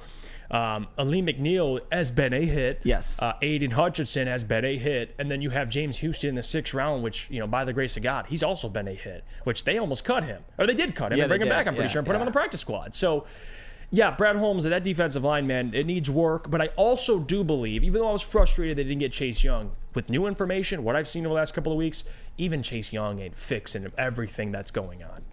One player is not going to change what we've been seeing. There's a lot of problems here that need to get solved before Saturday when a hungry Denver Broncos team is coming to Ford Field. It does not get easier, guys. It does not.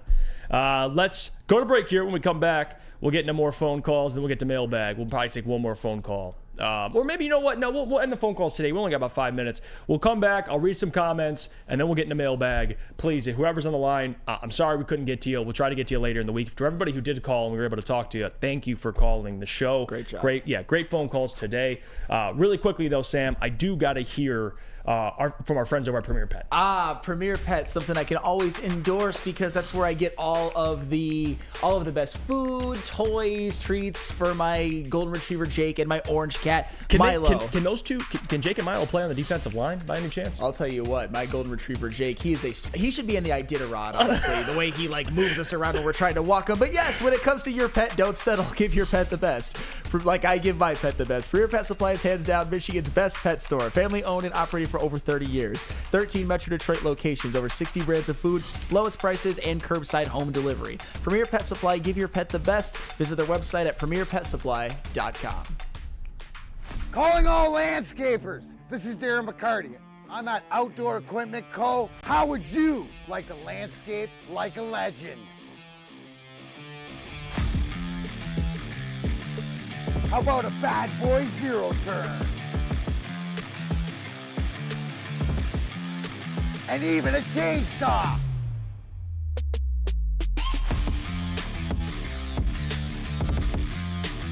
And even a weed whipper. Whether you landscape for your job or landscape for fun, get all your equipment from Outdoor Equip Co., the official equipment provider of Woodward Sports. Michigan grown, family owned. OutdoorEquipCo.com. Woodward Sports own Tom Mazaway and Sam Stick Day will be hosting our Lions postgame show after every Lions game all season long. Tune into the Woodward Sports YouTube channel for his hot off the press takes, game analysis, and Kool-Aid sipping celebrations. You won't want to miss it. Join Maz, Stick, and special guests each week immediately following every Lions game, exclusively on the WSN YouTube channel. Your home is your most important asset. Flexibility in the sales process is key. When you work with Mark White and Associates, you can cancel at any time, for any reason, without penalty. Speaking of flexibility, check this out. Who you work with matters. Hire the best broker in the game.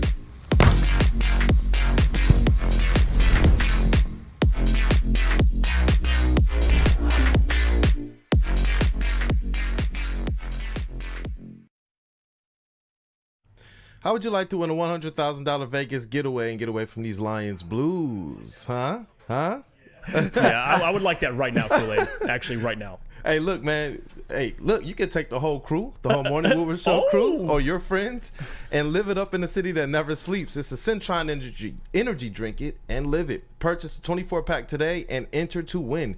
Register at drinkcentron.com/Vegas and buy Centron at your local Meijer store. Centron, the healthier energy drink with great taste. Look good, feel great, and be the best version of yourself with Centron. drinkcentron.com/Vegas. We're back. It's the Morning Woodward Show here on the Woodward Sports Network. Guys, I'm just going to get right in the mailbag. You know, at this point, I mean, we have 2 minutes. It's pointless to talk for 2 minutes, take a break. We'll just ride it out for the rest of the show. I want to get to some of the people because comments are flying in right now. And again, apologies to anybody we didn't get you on the phone lines. Me and Sam kind of talked about it. We want to get to it later in the week. We'll try to get to more people.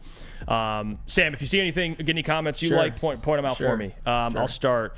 Zach says, my biggest concern is the window in the North won't last long. Even if Chicago doesn't take a quarterback, they're getting 2 elite level talents at the top of the draft. J Love looks okay. Vikings ? See, that's the thing. We were all kind of, and rightfully so, by the way, the NFC North, no big deal. Those silly Vikings are going to fall off. Those Packers, Jordan Love blows. The Bears obviously got off to a bad start, but now they're all looking better. The Bears have they're going to have the number 1 overall pick. They're going to probably have another top 10 pick, unless they go on some magical playoff run or something like that. The Vikings, they're having a winning season. They could make the playoffs. The Packers, all of a sudden, Jordan Love looks good. You just never know. I think those teams have brighter futures than maybe we initially thought, and brighter presence. So we shall see. I mean, at this point, you got to win the North this year. That's all of a sudden a concern, which I never thought in a million years would be the case. Greg says, mailbag, isn't it crazy we started this year talking about consecutive completions without a pick? Now the floor gates have opened and he can't stop giving opposing teams the ball. Yeah, that is crazy, Greg. How the tides kind of turn there, right? We go with Jared and again, it's not even about turning the football over. I want to make that very clear.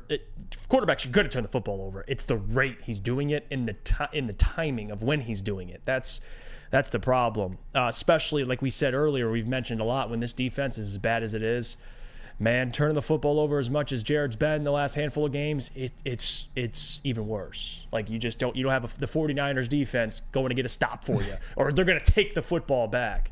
Typically, and you mentioned it earlier, Sam, you fumble a snap, they're scoring. Yep. It's that simple. Well, snap, and honestly, in a couple of games, the defense actually, I would say, in the first Bears game, Jared Goff threw 3 picks, and the defense gave up 3 points off of those picks. It's just at some point. In that game in particular too, the defense held when Jared Goff threw the picks, but when Craig Reynolds fumbled the kickoff, the Bears went down and scored. If you keep giving teams turning the football over to other teams, particularly deep in your territory, you're going to lose. And the Lions have been doing that at way too high of a clip lately. Yeah, to your point, the defense held the Bears to 10 points at halftime. The Lions got the ball coming out of halftime. That was your opportunity to go up 20 to 10 right there. And they punted, and then they punted, and then they punted, and then they fumbled, and then they turn over back-to-back times on downs, and then they threw an Jared threw an interception late, which is basically just it was basically a Hail Mary, just, hey, try and make a play. It is what it is.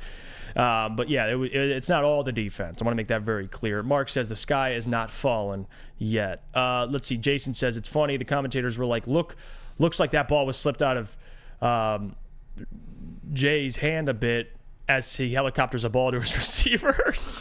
We're all like, that's every other throw. Yeah, that is kind of okay. That's funny. But I will say this, and I don't know what approach Neil's going to take on this, because I'm actually very intrigued. Like, there's a lot of things. It would be an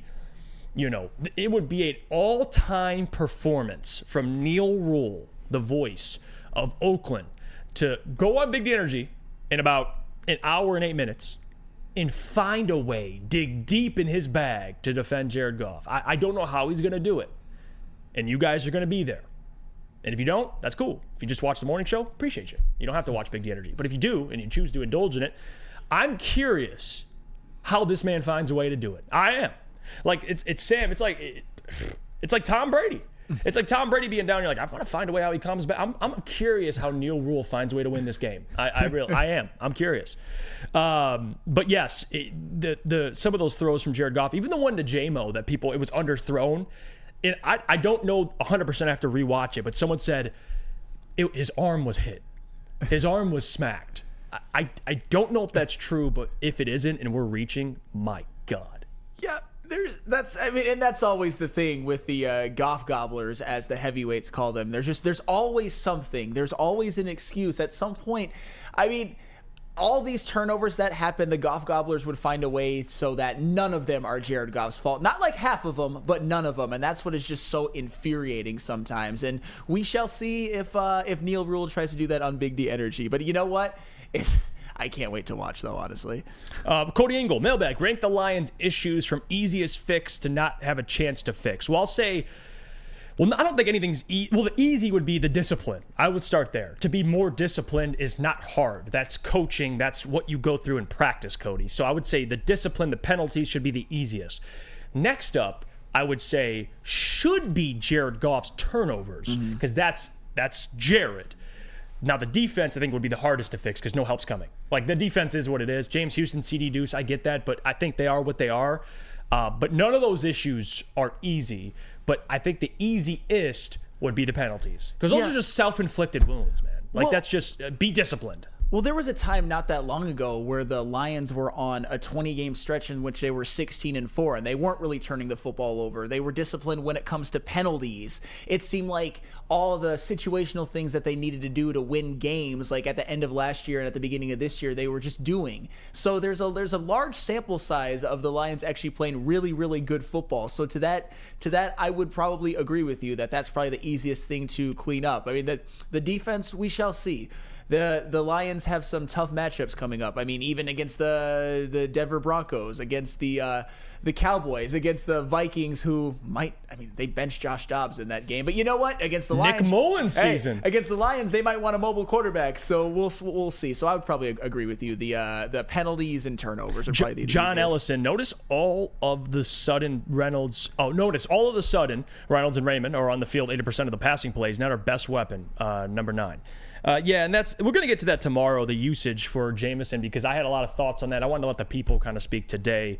But trust Trust me, I'll get to that tomorrow, so don't worry. Me and Sam will break it down. Funky says you can help the defense by extending offensive drives. That's absolutely true. That's fair. I've mentioned it a lot in previous games, how the defense hasn't been perfect, but the Lions offense, particularly because of Jared Goff turnovers, have put the defense in some very, very compromising positions, including 3 times this year directly giving the other team 7 points against the Seahawks, against the Raiders, and against the Packers. And those count against your scoring defense statistics. So yeah, it's not all on the defense. I don't think it's as bad as some people say, but there are some issues as well. I mean, I mentioned it early in the game. Quarterbacks like Jordan Love having their legacy game. Guys like Lamar Jackson, who's probably going to be a gold jacket guy, having one of the best games of his career against this version of the Lions. Derek Carr having one of his best games of the year. Justin Fields playing turnover-free football and having and just being very, very effective. So there's plenty of blame to go around, but I do think the defense gets slightly, and I mean slightly, overhated. Slightly. Andrew says, mailbag, how soon does Hooker take over if Goff continues to be mid this year and does not win a playoff game? Well, if he doesn't win a playoff game, well, it depends how that goes, of course. If Jared throws 4 touchdown passes and you give up 40 and you lose, well, then that's okay. We can have a different conversation. But if Jared struggles and he is the sole or a big reason why you lose a playoff game, I'm telling you what, look out for the preseason next year and look out for training camp, because Hendon Hooker is going to be fully healthy. They're going to get an actual look at Hendon in a practice environment, but not just this season, but in a real training camp. Everybody's competing. I want to see Hendon in that type of environment, because if he's impressing coaches and you see beat writers, Matt Broder, coming out and saying, man, Hendon Hooker was slinging it. He was tearing up this defense, which many people have. But if Hendon looks good, I don't know if it'll be next season, but I would say maybe next season, if you don't trade Goff, you just let Goff play out his last year, then it's Hendon Hooker time. If you think he's ready, maybe it could be next season. But I also don't want to, jump the gun and start Hendon, and then he struggles, loses confidence, and then that snowballs. I want to make sure he's 100% ready. If he's ready next year, Sam, let him go. Let him go. If it needs a year, let Goff play his contract out, start him the following season. Well, you have options at this point because Jared Goff is under contract for the next year, but you don't know if playing kind of as a lame duck quarterback is the best way to go moving forward. But I'll tell you what, with the way Jared Goff has been playing, with what you've seen throughout the totality of his career, I kind of feel like I know what he is. In the last, I would say, month or so, and even go back to almost 2 months, has been one of the worst stretches of Jared Goff's career. Besides the Saints and the Chargers game, for which I already mentioned, he got a lot of help, and a lot of help from the running game and turnovers created. So we know what Jared Goff is at this point. It's the same thing. I mean, if it looks like a duck, swims like a duck, and quacks like a duck, it's probably a duck. And I'm not talking about the throws Jared makes. I'm talking about Jared Goff, for which there are many. I'm talking about, you know what it is. It's not, again, Jared's good. But we have a big sample size of Jared in his career. I mean, you kind of know what he is at this point. He's a guy that, you need everything to kind of be perfect or damn near perfect majority of the time. There might be some exceptions, but still, we kind of know what he is. All right, let's get to some more comments here before we close out the show. Okay, Walter says, watched Hooker highlights yesterday against Alabama, and I'm hyped for him. This comment here I wanted to get to, talking about Hendon Hooker as well. Talking about Hendon, kind of what he did for Jalen Hyatt at Tennessee. I like the comment. I can't find it, but basically said, look what he did with Jalen Hyatt. Imagine what he could do with Jamison Williams, which is fair. And Amon-Ra St. Brown and Sam Laporta. Amongst others. Yeah, absolutely. Yeah. Let's see. Detroit supremacy. Goff has played better than Mafraud this year. This fucking guy. Wait, who would be Mafraud? Who would be Mafraud? Who is that? He's referring to Patrick Mahomes. Detroit supremacy is a scourge to society. Yeah. Go to your show next. You can have like a little session with I would Neil assume Rule. He's trolling. I don't know, but yeah. I don't know about that. Now, if he isn't, that's impressive. But yeah, Caden says the laughing in the background. Yeah, even the guys think it's hilarious. All right. Herb Nash says Goff was never the answer. He was a part of the deal. He just happened to play well at moments. There you go. It's a great way to look at it. All right, we'll get out of here. Appreciate you guys for tuning into the show. I had a great time. Sam, we all had a great time, man. I love speaking to the people. I know it's frustrating. I hate losses. Losses stink, but at the same time, it's a good point and it's a good moment. We take the time to kind of regroup, recap it, and we're going to start previewing the Denver game starting in the next couple of days. We'll get right to it. We'll move on. But at this time, We're breaking down what we saw. Tomorrow, we'll get into the storylines. Aiden Hutchison, Jamison Williams. We're going to have Matt Broder on, our beat reporter for Woodward Sports. He'll break down the game. We'll have John Macaroon on Thursday to help us break down it as well. Maybe I'm going to try and hit up Micro Mike. We'll have him on Friday. Packed week for the Morning Woodward Show. By the way, I trust you guys to hold others accountable on this network. I trust you guys. Big D Energy 11 to 1. Take care of business. We'll see you guys. Jeff Iafrate, Sam Flannel, Brandon, Detroit Kool-Aid Dent, JB, KG, the entire crew here with you. We appreciate you guys. We'll catch you tomorrow. See ya.